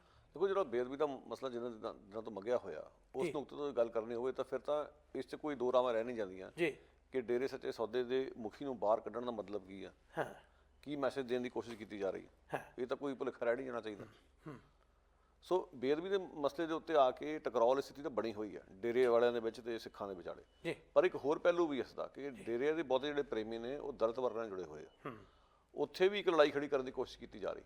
ਤੁਹਾਨੂੰ ਯਾਦ ਹੋਣਾ ਬੇਅਦਬੀ ਦੇ ਮਾਮਲੇ 'ਚ ਵੀ ਗੱਲ ਬਾਰ-ਬਾਰ ਉਠਾਈ ਗਈ ਸੀ ਕਿ ਜਿਹੜਾ ਵਿਅਕਤੀ ਦਿੱਲੀ ਮਾਰਿਆ ਗਿਆ ਜਾਂ ਜਿਹੜਾ ਬੰਦਾ ਦਰਬਾਰ ਸਾਹਿਬ ਮਰਿਆ ਉਹਦਾ ਪਿਛੋਕੜ ਕੀ ਸੀਗਾ, ਕਿ ਉਹ ਦਲਿਤ ਪਿਛੋਕੜ ਤੇ ਨਹੀਂ ਸੀ। ਦਲਿਤ ਸਵਾਲ ਦੇ ਉੱਤੇ ਸਿੱਖਾਂ ਦੇ ਖਿਲਾਫ ਨਫ਼ਰਤ ਦਾ ਮਾਹੌਲ, ਇਸ ਕਿਸਮ ਦੀਆਂ ਗੱਲਾਂ ਵੀ ਉੱਥੇ ਹੋ ਰਹੀਆਂ। ਮਤਲਬ ਜ਼ਾਤ-ਪਾਤ ਦੀ ਲੜਾਈ ਪਾਉਣ ਦੀ ਵੀ ਕੁਵੈਤ ਚੱਲ ਰਹੀ ਹੈ ਉੱਥੇ। ਸੋ ਲੋਕਾਂ ਨੂੰ ਹਰ ਇੱਕ ਲੈਵਲ ਤੇ ਸੁਚੇਤ ਰਹਿਣ ਦੀ ਲੋੜ ਆ। ਕੱਲਾ ਮਸਲਾ ਬੇਅਦਬੀ ਦਾ ਇਸ ਪੱਖੋਂ ਨਹੀਂਗਾ ਕਿ ਡੇਰੇ ਦਾ ਮੁਖੀ ਬਾਹਰ ਆ ਗਿਆ ਤੇ ਸਿਰਫ ਟਕਰਾਓ ਸਿੱਖਾਂ ਦੇ ਵਿਚਾਲੇ ਤੇ ਡੇਰਾ ਪ੍ਰੇਮੀਆਂ ਦੇ ਵਿਚਾਲੇ ਆ, ਟਕਰਾਓ ਜੱਟਾਂ ਦਲਤਾਂ ਦੇ ਵਿਚਾਲੇ ਵੀ ਪੈਦਾ ਹੋ ਸਕਦਾ। ਸੋ ਕਈ ਪੱਖਾਂ ਤੋਂ ਇਹ ਚੁਣੌਤੀਆਂ ਨੇ ਸਾਡੇ ਸਾਹਮਣੇ, ਪਰ ਉਹ ਵਰਗ ਜਿਹੜਾ ਕਿ ਇਸ ਤੋਂ ਉੱਪਰ ਉੱਠਿਆ ਹੋਇਆ, ਜਿਹੜੇ ਔਰਤਾਂ ਦੇ ਹੱਕਾਂ ਦੀ ਗੱਲ ਕਰਨ ਵਾਲੇ, ਪੱਤਰਕਾਰ ਦੀ ਆਜ਼ਾਦੀ ਦੀ ਗੱਲ ਕਰਨ ਵਾਲੇ, ਅੱਜ ਉਹ ਕਿੱਥੇ ਨੇ? ਚਾਹੀਦਾ ਤੇ ਉਹ ਠੋਕ ਵਜਾ ਕੇ ਇਸ ਦਾ ਵਿਰੋਧ ਕਰਨ ਕਿ ਇਹ ਵਿਅਕਤੀ ਬਾਹਰ ਕਿਵੇਂ ਆ ਗਿਆ, ਇਹ ਕਿੱਥੋਂ ਦਾ ਇਨਸਾਫ ਹੈ? ਪੱਤਰਕਾਰ ਜਿਹੜੇ ਅਸਲੀ ਲੋਕ ਪੱਖੀ ਖਬਰਾਂ ਲਿਖਣ ਵਾਲੇ, ਕੰਮ ਕਰਨ ਵਾਲੇ, ਉਹ ਜੇਲ੍ਹਾਂ 'ਚ ਬੈਠੇ ਹੋਣ ਤੇ ਪੱਤਰਕਾਰ ਦਾ ਹਥਿਆਰਾ ਬਾਹਰ ਤੁਰਿਆ ਫਿਰਦਾ ਹੋਵੇ। ਪ੍ਰਧਾਨ ਮੰਤਰੀ ਇਹ ਕਹਿੰਦਾ ਹੋਵੇ ਕਿ ਜੀ ਬੇਟੀ ਬਚਾਓ ਬੇਟੀ ਪੜ੍ਹਾਓ ਤੇ ਬਲਾਤਕਾਰੀ ਬਾਹਰ ਤੁਰਿਆ ਫਿਰਦਾ ਹੋਵੇ।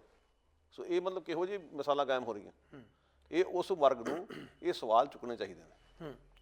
ਕੋਈ ਸ਼ੱਕ ਨਹੀਂ ਜੀ, ਇਸ ਸਾਰੇ ਘਟਨਾਕ੍ਰਮ ਦੇ ਵਿੱਚ ਸਾਡੇ ਸਾਹਮਣੇ ਤਸਵੀਰ ਜ਼ਾਹਰ ਹੈ ਕਿ ਜੋ ਡੇਰਾ ਸਰਸਾ ਮੁਖੀ ਗੁਰਮੀਤ ਰਾਮ ਰਹੀਮ, ਉਸ ਦਾ ਬਕਾਇਦਾ ਤੌਰ 'ਤੇ ਫਰਲੂ 'ਤੇ ਆਉਣਾ ਇਹਨਾਂ ਦਿਨਾਂ ਦੇ ਵਿੱਚ, ਜਦੋਂ ਪੰਜਾਬ ਦੀਆਂ ਤੇ ਭਾਰਤ ਦੇ ਬਾਕੀ ਸੂਬਿਆਂ ਦੀਆਂ ਚੋਣਾਂ ਸਿਖਰ 'ਤੇ ਨੇ, ਸੋ ਲੋਕ ਮਨਾਂ ਦੇ ਵਿੱਚ ਇਹ ਸਵਾਲ ਖੜਾ ਕਰਦਾ ਹੈ।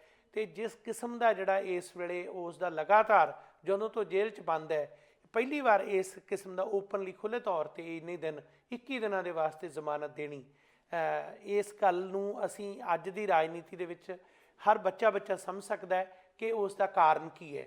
ਪਰ ਸਵਾਲ ਇੱਥੇ ਹੀ ਉੱਠਦਾ ਹੈ ਕਿ ਚੋਣਾਂ ਦੇ ਵਿੱਚ ਅਸੀਂ ਜੇ ਵੋਟ ਵਰਤਣੀ ਹੈ ਤਾਂ ਫਿਰ ਇਸ ਨੂੰ ਕਿਸ ਕਿਸਮ ਦੀ ਰਾਜਨੀਤੀ ਦੇ ਤੌਰ 'ਤੇ, ਤਬਦੀਲੀ ਦੇ ਤੌਰ 'ਤੇ, ਪਰਿਵਰਤਨ ਦੇ ਤੌਰ 'ਤੇ ਵਰਤਣਾ ਹੈ। ਕਿਉਂਕਿ ਸਰਕਾਰਾਂ ਨੇ ਉਹ ਦਾ ਖੇਡ ਲਿਆ ਜੋ ਖੇਡਣਾ ਸੀ। ਹੁਣ ਉਸ ਤੋਂ ਬਾਅਦ ਕੀ ਲੋਕ ਵੀ ਇਸ ਗੱਲ ਲਈ ਜਾਗਰੂਕ ਹੁੰਦੇ ਨੇ ਕਿ ਨਹੀਂ? ਗਰੁੱਪਾਂ ਦੇ ਵਿੱਚ ਵੰਡੇ ਹੋਏ, ਅਸੀਂ ਆਪਣੇ ਵਰਗਾਂ ਦੇ ਵਿੱਚ ਵੰਡੇ ਹੋਏ ਜਾਂ ਆਪਣੇ ਭਾਈ ਭਤੀਜਾਵਾਦ 'ਚ ਵੰਡੇ ਹੋਏ, ਇਸ ਗੱਲ ਤੋਂ ਸ਼ਾਇਦ ਜਾਗਰੂਕ ਨਹੀਂ। ਕਈ ਵਾਰ ਤਾਂ ਇਉਂ ਲੱਗਦਾ ਗੁਰਪ੍ਰੀਤ ਸਿੰਘ ਜੀ, ਜਿਹੜੀਆਂ ਚੋਣਾਂ ਜਾਂ ਇਹ ਰਾਜਨੀਤੀ, ਇਹ ਮਹਿਜ਼ ਇੱਕ ਜਿਹੜੀ ਹੈ ਉਸੇ ਤਰ੍ਹਾਂ ਦੀ ਉੱਤਰ ਕਾਟੋ ਮੈਚੜਾਂ ਵਾਲਾ ਇੱਕ ਪ੍ਰਸਥਿਤੀ ਬਣੀ ਹੋਈ ਹੈ, ਕੋਈ ਵੱਡਾ ਫਰਕ ਨਹੀਂ। ਅਖੀਰ 'ਚ ਕੀ ਕਹਿਣਾ ਚਾਹੋਗੇ? ਅਖੀਰ ਮੈਂ ਕਹੂੰਗਾ ਕਿ ਪੰਜਾਬ ਵਿੱਚ ਜੋ ਇਸ ਟਾਈਮ ਇਲੈਕਸ਼ਨ ਦਾ ਮਾਹੌਲ ਮੈਂ ਵੇਖ ਰਿਹਾ, ਇਹ ਸਰਕਸ ਨਾਲੋਂ ਘੱਟ ਨਹੀਂ ਆ।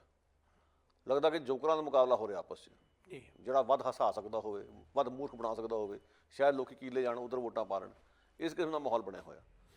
ਮਤਲਬ ਕੋਈ ਸੀਰੀਅਸ ਅਪਰੋਚ ਹੈ ਨਹੀਂ। ਮੁੱਦੇ ਜਿਹੜੇ ਮੁੱਦੇ ਬਣਨੇ ਚਾਹੀਦੇ ਨੇ, ਉਹ ਮੁੱਦੇ ਅਲੋਪ ਨੇ, ਉਹਨਾਂ ਦੀ ਗੱਲ ਹੀ ਨਹੀਂ ਹੋ ਰਹੀ।